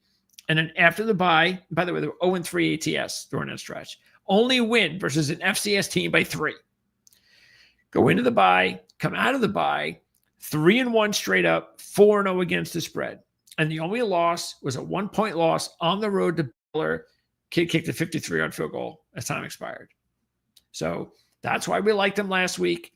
And now, though, they got to step up in competition at Texas Tech. This is a lot different. Kansas State, just so you know, as far as home dog, it's their first home dog roll since the 2022 season. They are 8-0 straight up, 6-1-1 against the spread their last 8 versus the Red Raiders. So they have dominated this series. They're at home as a dog. This is a tough one. It's only Tuesday. I'm not going to be talking about these games anymore until Thursday, when I do the show with Mark and Jim and Andy at 1 o'clock Eastern on the Playbook ATS podcast. And I might need a little extra time. But if I had to pick it right now, I'm leaning towards Texas Tech. They're the better team. They cannot afford to lose this game. We're all in this game just as they are. This is for going to the playoffs. And this means everything. And they're just a better team than Kansas State is this year. I think Kansas State's done a good job to get back to respectability, which is what they should have been all along. They're a good, solid Big 12 team this year. But that's where it stands. I don't think there's more to that. I never did this season. I just thought that once they started to show a different look after the bye that take notice, especially with the competition. Now they step up and play maybe the best team in the conference. So I'll take Texas Tech and give the 7 on Tuesday night. And Arizona, Colorado. In this one, it's 4.5. Check Arizona State's last 2 games. They lose in overtime to 8-0 BYU, and then they lose by 3 at 7-1 Houston on a field goal with 2 seconds left. That's tough to lose, but those are what you call good losses. This is a negative. Head coach Brent Brennan is 0-7 in his career against the spread when his team is off a straight-up loss as the favorite. And Arizona is 0-6 against the spread off a straight-up roll as a favorite. How crazy is that? I've never seen that before. It's like double bad going into this roll. And the other reason I would be a little bit concerned is Colorado under Dion, 6-1 ATS as a home dog, 2-1 in that roll this year. And if you look at their last 2 home games as dogs, they lost by 3 points to an undefeated BYU team, and they upset Iowa State. I know what happened last week, but that's a game. Don't worry about it. It happened last week. Has no bearing on this week's game. Tough one. Really tough, but I think I have to side with Colorado. Say maybe Arizona wins a close one. Maybe we'll go with that one.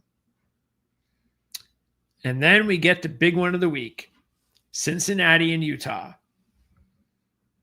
Our Bearcats are sitting there as now an 8.5-point road dog. The numbers keep going up. These 2 teams have never met. Cincinnati is 1-1 straight up, 2-0 against the spread as a road dog this year. As a dog this year. They've covered 7 straight away. Actually, I want to make sure this is the right. Let's be sure this is the right. Let's see. Where's Utah? Yeah, I think this is. Let me see. Just got to make sure we got the right numbers here, because this is a good trend. I just want to make sure the numbers are correct. And as I look this information up, one of the things that I think one of the reasons why. Okay, I got it. Wait, no, that's not it, is it? No, that's not it. Hold on one second. Okay, now I got it. One of the reasons why Cincinnati is having a really good season is their quarterback, Sorsby. Sorsby is one of the best quarterbacks in the Big 12.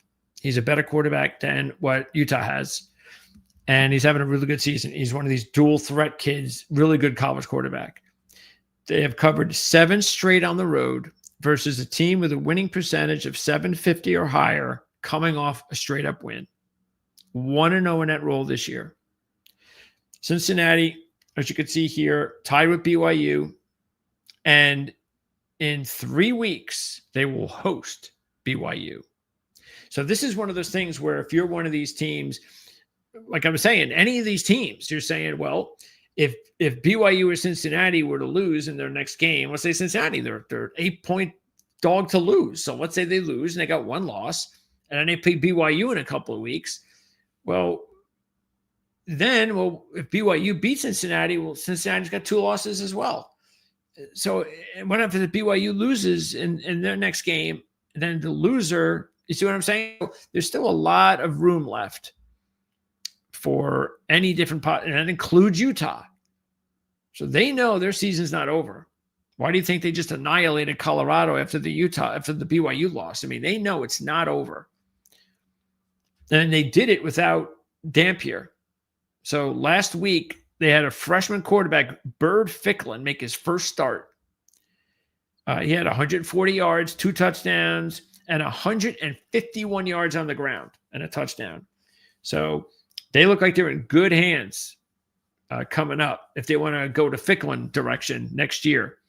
But anyway, Dampier, when he's healthy, he will start. So keep that in mind. And chances are it looks like he is going to start because he came really close to starting last week, but they probably said at Colorado. Anyway, yeah, this is huge. Look, they get this way with the points at Utah because it is a tough place to play at night, especially for teams that have never played there. But I don't think they're getting any respect here, Cincinnati. None. They're getting zero respect with this number. And I just think Satterfield has done a tremendous job this year. And I think this is going to be a really good football game.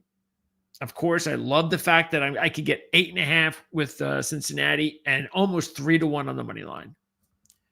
So I don't think that this is going to be, oh, no, it's Utah on the road. We're just going to go. And look, remember when this happened to Arizona State a couple of weeks ago, Leavitt was out.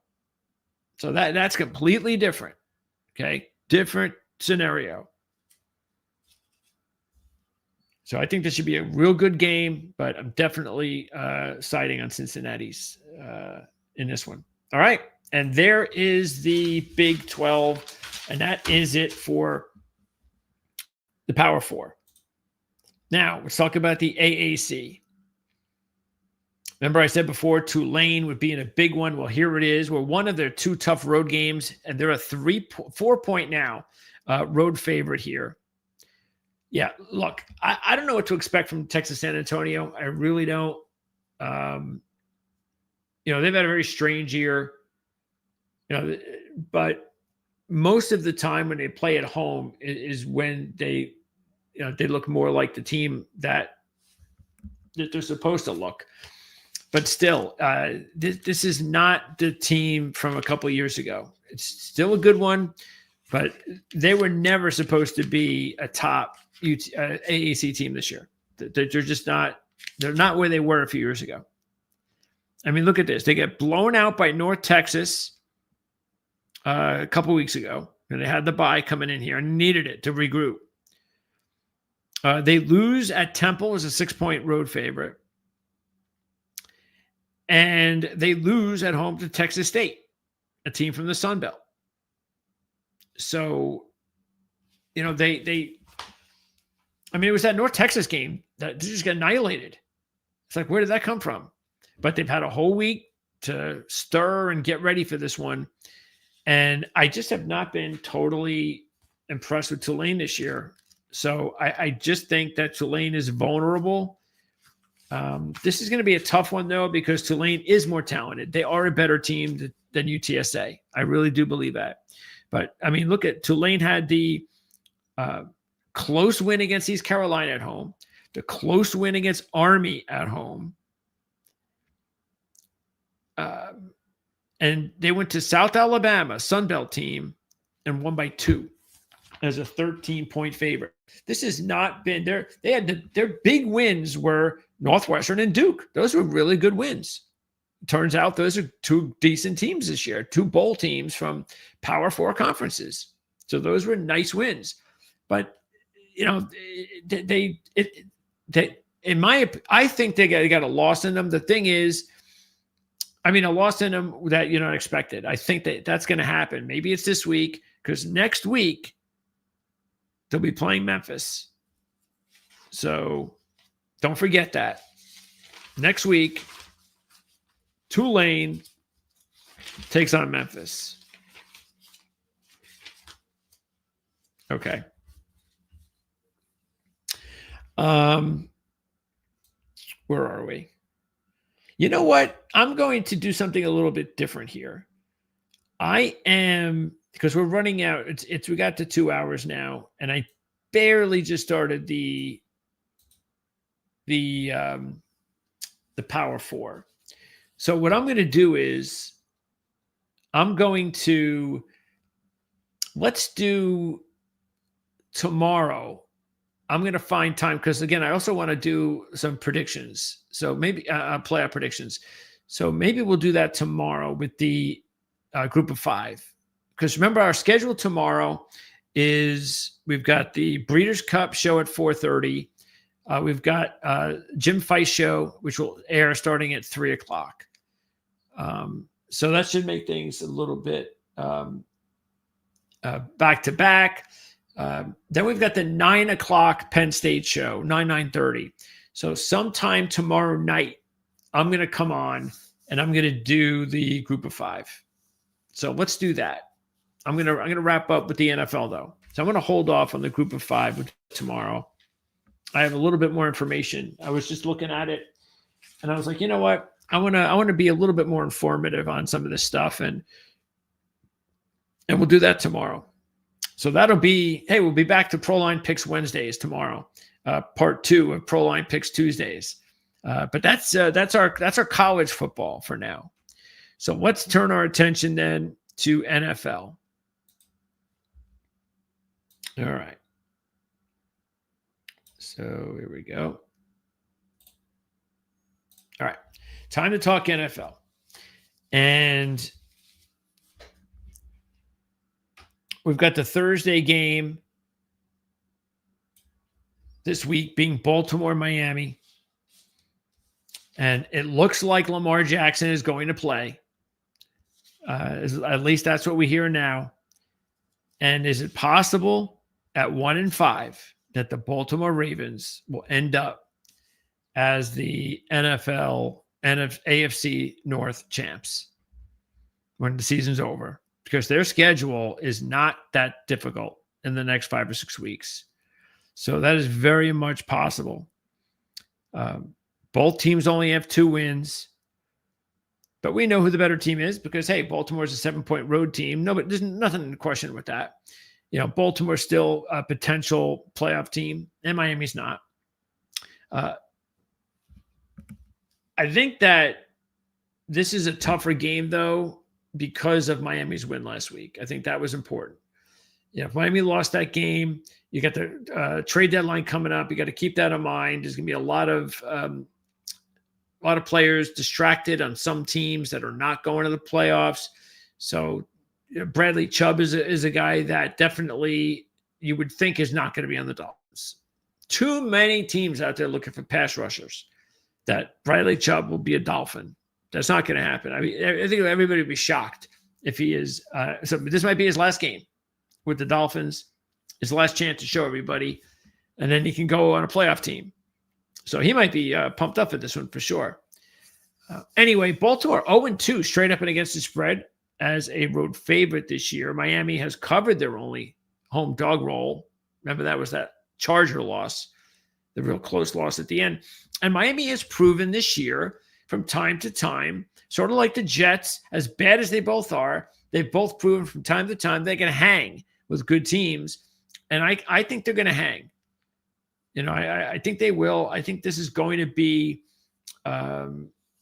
especially because Lamar hasn't played in a while. So I think, you know, he should be a little bit off sync with his team. And I'm still not all bought in that the defense is fixed. So I'm not on top of that, that's for sure. But I can see Miami hanging in there. I really can. So I might take the points in this one. I probably won't even take the game because I'm not, you know, the Dolphins. But if I did, I would take the Dolphins. I would go that route. I don't know about the money line. I don't know. You see, Dolphins had the upset last week, and it's really tough when you're a losing team in the NFL or college. It's very tough to win back-to-back games as upsets. Usually, when you do that, it's because you really shouldn't be a losing team. You know, you're better than that. I don't know if that's Miami, though. You know, most of us thought when the season began, they'd be 2-6. All right. So in this one, this is going to be tough for JJ McCarthy. So it's his team now. That's it. And we knew that last week. And I don't know what's going on there in Minnesota with the injuries, because they've had some really weird injury situations going on there. You know, Wentz probably shouldn't have even played last week. We saw how bad he looked against the Eagles, and it was injury related. And then he played again on a short week. You know, we all thought it was possible they were going to go with the rookie. That's how bad things were. But no, they played him, and then he screwed up his shoulder. He's out for the year. It's like, and they've had this go on now for quite a bit this year with a bunch of other players. So it's been a very strange injury year for Minnesota, but they get McCarthy back, and coincident, because it is a coincidence, he's starting in his return in the state of Michigan. So we'll see what happens there. But there is some good news for the Vikings on the injury front. It looks like Darisaw, the left tackle, and even the right tackle, O'Neal, who were banged up the last few weeks, should play. Now, this is important. When J.J. McCarthy made his first couple of starts this year, remember, he did not have his best offensive lineman, Darisaw, left tackle, and he did not have Addison, the number 2 receiver on this team. Really is the second best skill position player on the team. So he didn't have his best lineman and his second best receiver. So he gets them back. So they are actually going to be as healthy as they've been in a while, coming off the bye. That was really important. Now, they also have something good going for them in this particular trend. The Vikings have covered 8 straight as dogs of 5 or more after they allow 35 or more. So that's a good spot for Minnesota. Detroit, meanwhile, well, they have good trends as usual everywhere. 19-2 against the spread off a double-digit spread win. And they're 2-0 in that role already this year. They're on a 3-game winning streak at home this year. All 3 games, straight up ATS wins. And in the series with Minnesota, they are 6-3 straight up, 9-0 against the spread in the last 9 meetings, including 5-0 straight up and against the spread in their last 5. So a lot here says Detroit. You do have to keep an eye on their secondary. Arnold, the corner, whether he's going to practice a little bit. Will he play? Joseph, the other key defensive back. Keep an eye on whether he plays. So that would be a big boost for JJ if he could play this game and have some backups in the secondary with Jefferson and Addison. I think we'll learn a lot about JJ McCarthy in this one if that were to be the case. I don't know. This to me, this is like smelling Detroit is the way to go. I mean, they're such a good team and really good team to wager on. You got the Vikings who went into it wasn't a bye. It was like a mini break into the Thursday game. So they went into a little break, the extra few days, and they got a little bit healthier, but they went into it just feeling really dejected about the way they played the last few weeks. You know, they had that trip from overseas and, you know, that had some ugly moments. And yeah, they really can change their entire season if they can win this game. Division game, get to 500, got the young quarterback, getting the win in Michigan. I don't know. I tend to see more that it's going to take a little bit of time for JJ to get going, and just asking way too much of him in this situation with this team. Detroit, they are coming off a bye after their victory, after their win a couple weeks ago against Tampa Bay. Next up, Chargers. And the Chargers are just 1-2 straight up and against the spread as a road favorite this year. They're now 5-3 after the win over Minnesota. Same game, same situation we talked about on Thursday of last week. And these two teams have actually played each other the last 3 years. The home team winning all 3, interesting enough. Tennessee, though, 0-3 straight up and against the spread at home this year by a 35-17 margin. So 10, that's really not that much, or 9.5 now, really not that much. Get this. Now that they're home this week, Tennessee will not be going away until December 7th. How about that? They're going to be at home for the next 5 weeks, 6 weeks.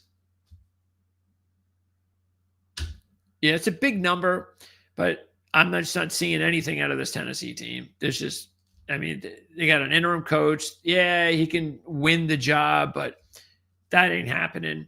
They just traded McCreary to the Rams. They're going to sell off as much as they can. Chargers had a really important win, and they did get healthier. So we're going to expect Alt playing, Becton playing. Who else is back for them? Derwin James should be okay. They still have a few players. Their corners out still. The running back still out. But I think the Chargers are the play here. And I think the Patriots are the play. Now, you got to keep an eye, though, on Penix. That's the big deal. We don't know about Penix. We don't know about Drake London. We don't know about Bates, Harrison, Jalen Walker. But there are signs that they could be getting all of these guys back. Okay? The latest basically is that it's too early in the week, but it is possible that all of these guys play and they get them all back, including Penix. So we got to keep an eye on that.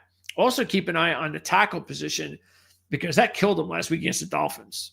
I mean, they're down to their third string tackle, and Storm Norton, who was the backup, who came in and has at least done a decent job as a backup. Not sure if he's going to play again. So that's something to keep an eye on too for Atlanta. They've lost their last two by a 54-20 margin. They're 2-9 against the spread as non-conference dogs, even though they won this year's matchup so far against Buffalo. Patriots have won 5 straight up and against the spread. And remember last week when they were 4-0 straight up and against the spread, I just said you just can't stand in their way. Just keep riding them. And that's the kind of way I feel. Just keep riding them. Atlanta, though, could be a dangerous dog if they get a lot of these players back from injury. So keep an eye on that. Green Bay and Carolina. Bryce Young, it's looking iffy, sort of like Penix. Maybe he returns, maybe he doesn't. I would lean towards he does, but check this out. Bryce Young is 0-11 straight up, 3-7-1 against the spread when he plays winning teams. Wow, never beaten a winning team yet. Carolina 0-3 straight up, 1-2 against the spread as a road dog this year. Green Bay 3-0 straight up, 2-1 against the spread as a home favorite this year. Packers had a big, comfortable win that I didn't expect. A lot of people didn't. Packers were not in that good position going into that Pittsburgh game as a road favorite, but comfortably ran away after they were down early in the first half. So that was a nice win for them. They got Christian Watson back, which really helps. And they are ready next week to play the Philadelphia Eagles on Monday Night Football. So is this a sandwich game between two big primetime games?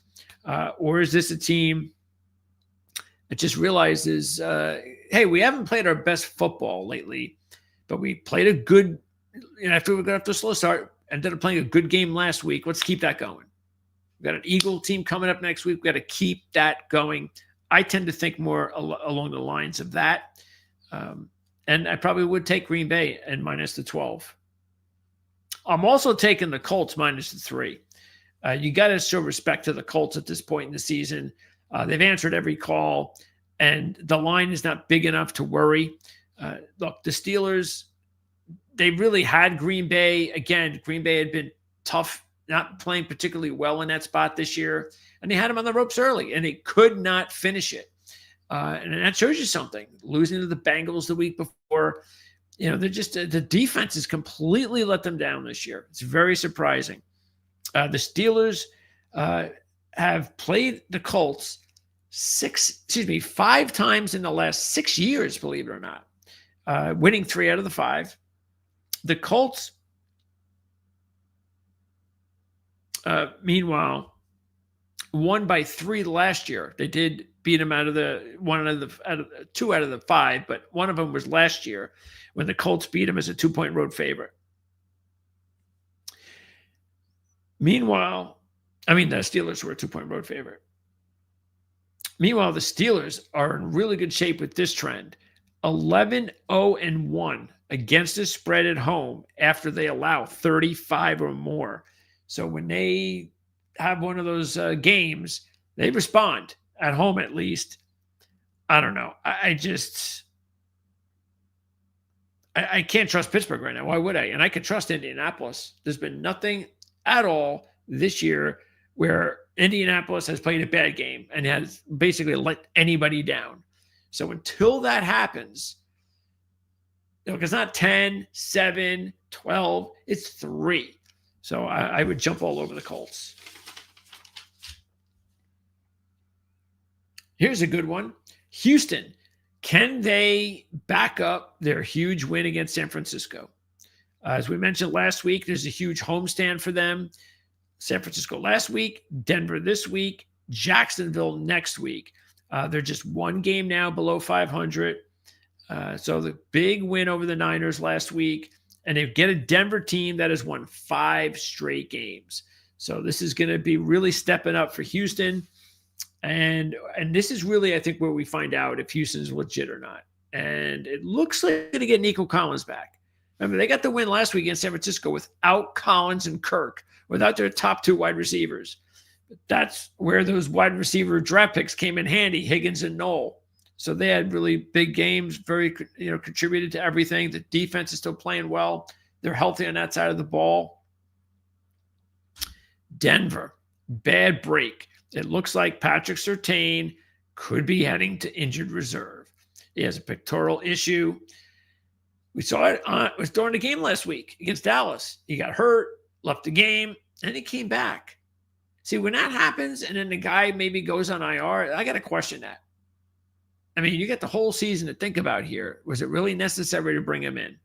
But whatever the case may be, it looks like Surtain is going to miss some time for Denver. And we'll see that look, he is the defensive player of the year. That's how important Patrick Surtain is. And Nico Collins, if he returns, he doesn't have to worry about Patrick Surtain. That is a major break for Houston. 49ers Giants. Yeah, I was surprised the line was only 2.5 here. I got to take the Niners in this one. It looks like Brock Purdy is ready to return. Maybe good timing too, because Mac Jones hasn't exactly been feeling good lately. He's got a bruised knee. The Niners have won both of their games as a road favorite this year, straight up ATS. The Giants have won 2 out of 3 this year as a home dog, though. And the big news, though, is Scatterboo being out for the year. Another awful break for the Giants. At least as a fan, you look forward to next year and you go, I just can't wait till the season starts next year. We've got a young quarterback that we're developing. We've got Scatterboo at running back and Neighbors at receiver. You really have got to think about next year. But this is all about Jackson Dart, continue his development. That's very important. I don't know. I know the Niners have injuries. I get that. But I just don't understand why it's only 2.5. There's still talent on that team. There's still a good coach team. The Houston loss, I think that was inevitable in a way. Remember when they lost Warner, I remember hearing somebody talk about somewhere on national TV about, this young linebacker did a really good job against who did they beat last week? Atlanta. And look at the way they're able to bring in guys for the injured guys, and it shows a lot about the depth on the team and the players and all that. And but that was one game, and you can't get too crazy about one game. Yes, definitely you can do that in one game. But now, it's not just the quarterback, it's every position. You got film on the guy.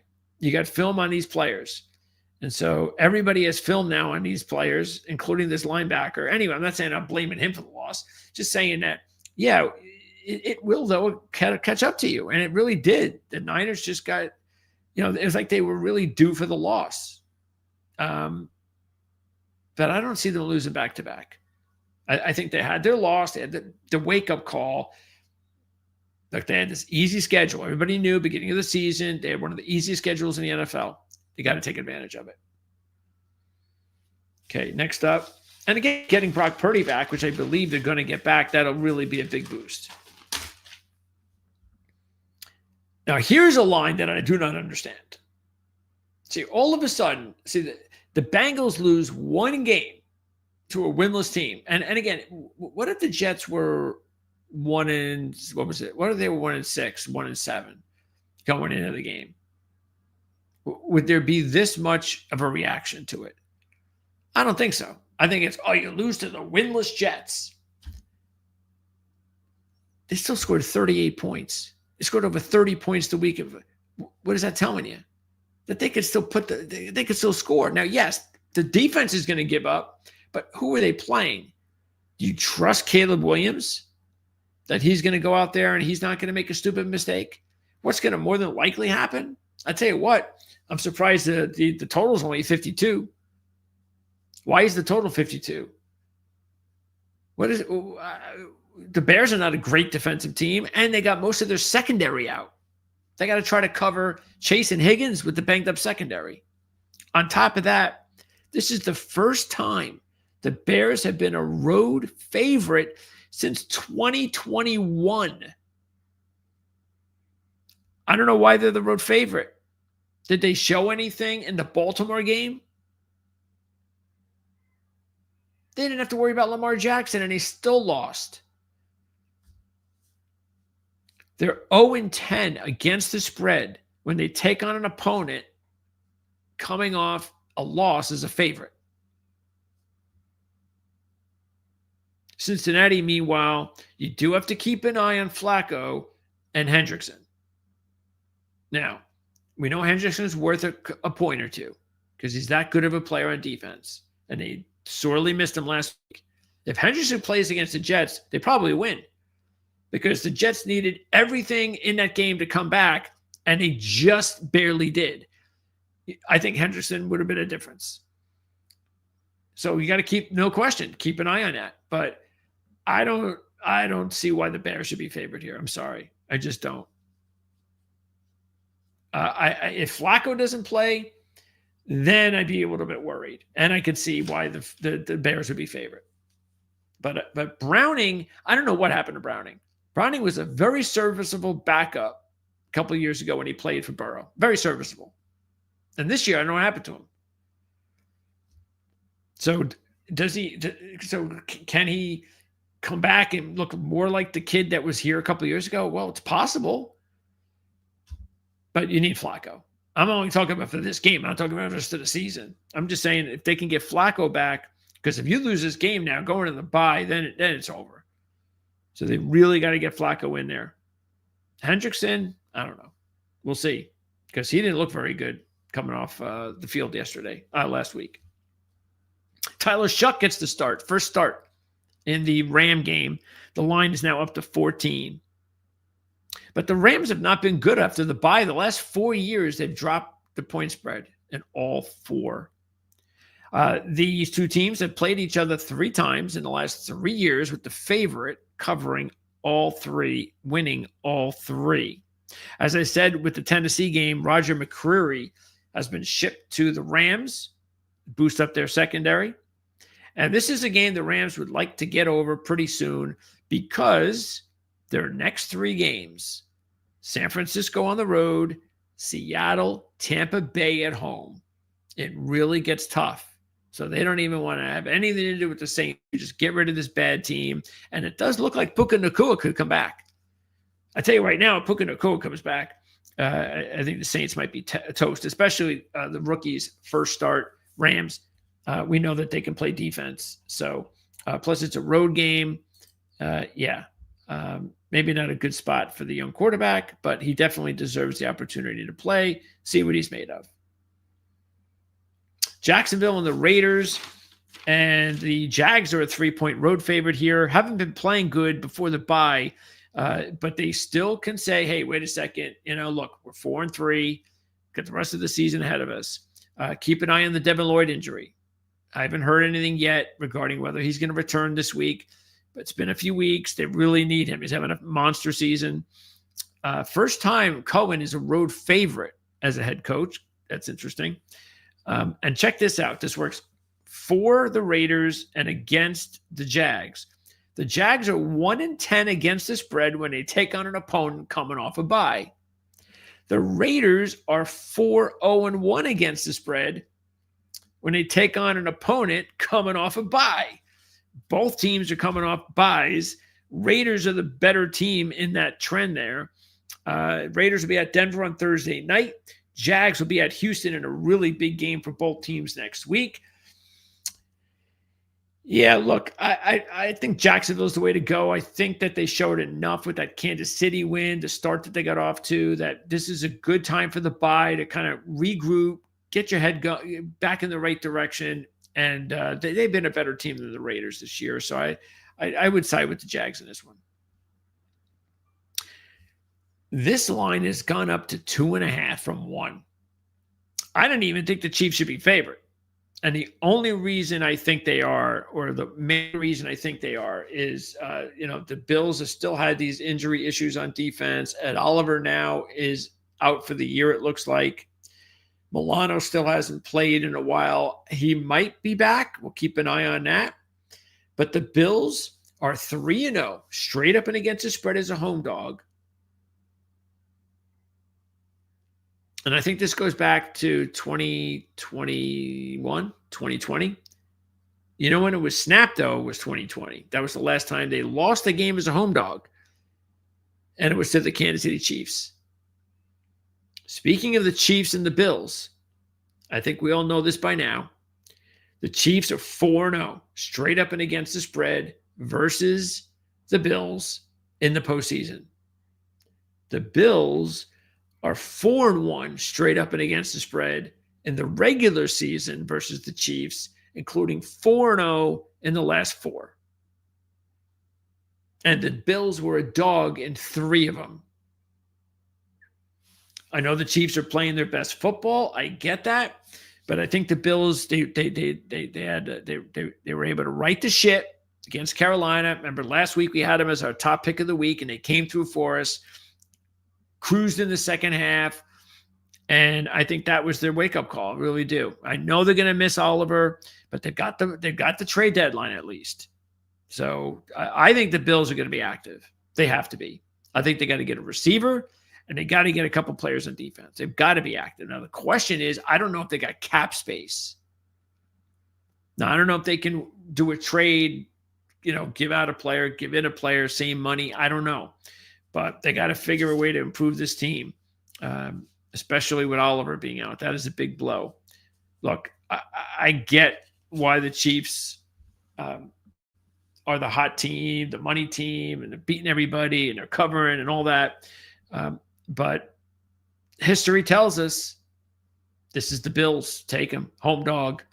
Beat the Chiefs in the regular season. You know what would be good for the Bills is probably to lose this game. And you know why? Because these two teams play in the playoffs. And maybe that's exactly what the Bills need to do. Switch the script.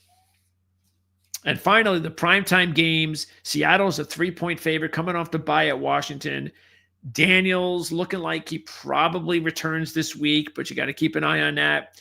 The Commanders have covered 8 straight as a home dog of 3 or less versus an opponent with a win percentage of 600 or better. So this has been a really good spot for Washington. But they're 1-4 straight up and against the spread as a dog so far this year. Their only win was that win against the Chargers. Seattle 2-0 straight up and against the spread as a road favorite. But they're 1-5 ATS with rest in the last 6 years. Does look like, though, they're getting their secondary healthy. Woolen, Witherspoon, Love. All 3 looking good to return. Keep an eye on that, though. It's early in the week. That would be big, especially with Daniels maybe coming back. As far as the game is concerned, yeah, this is a tough one because Washington's good in this spot. And if Daniels plays Your backs are against the wall. They're 3-5. It's a huge game for them. I'd probably side with Washington. It's tough for me to do that because I've been a big Seattle guy, as you know. Remember the beginning of the season? I don't know if you recall, but my favorite prop bet of the preseason was take the Rams to finish in first and Seattle second. I forget what the odds were at the time. I know we probably have it written down somewhere. And that's actually looking pretty good right now, even though, hey, it could be Seattle first, Rams second. But I don't think there's no doubt in my mind that Seattle and the Rams, but definitely Seattle, because most people know the Rams. Seattle's a playoff team. Their defense is really good, and they've been playing really good football with a banged-up secondary. They get that secondary going. It's one of the best defenses in the NFL. And then finally, Dallas and Arizona, two line. Looks like Kyler Murray is going to return for Arizona. And they've lost 5 straight by a total of 13 points. Terrible. 3-2 against the spread during that stretch. And they've outgained their last 3 opponents as well. Cowboys got a bye next week. And then they go play on Monday Night Football again. 5 of their next 7 games are on national TV, primetime games, including the Thanksgiving Day game. 5 out of the next 8, 5 of the next 8. That's America's team. I think the Cowboys are the play here, even though Arizona, they got their backs against the wall a little bit more. But I think they're getting a little bit too used to losing. Now maybe the Kyler Murray return will get them going. I think that's a definite possibility.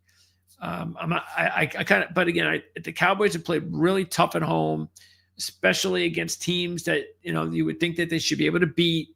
They've been able to do that. They even almost beat the Packers at home. So this should be a good spot for the Cowboys, but Arizona could be a very dangerous team if Kyler Murray returns. All right, and that's going to wrap it up.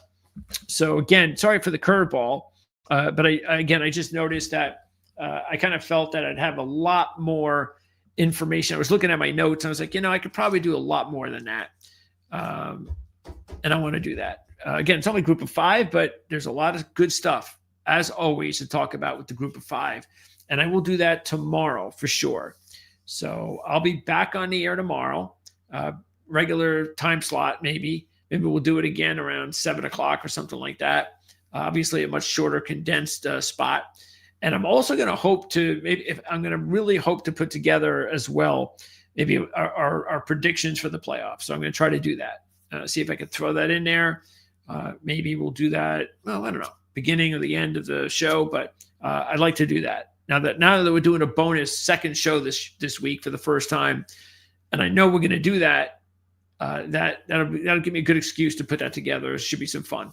Okay, so thanks for tuning in. Make sure to subscribe, of course. All that stuff, very important, helps us grow as a channel. You can also take a look at the $ in the message board, the text message board, and that's where you can text us your questions. You can also donate to the show. All of that stuff is appreciated as we continue to grow here and provide you with as much free content as we possibly can. Stay tuned tomorrow, 3 o'clock Eastern, the Jim Feist Handicapping Show, 4:30 Eastern, our Breeders' Cup special.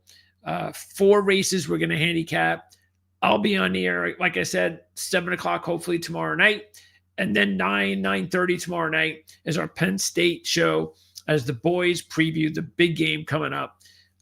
It's always a big game, no matter how good or bad your team is when you take on Ohio State. So enjoy the night, everybody. Thanks for tuning in, and we'll see you again tomorrow.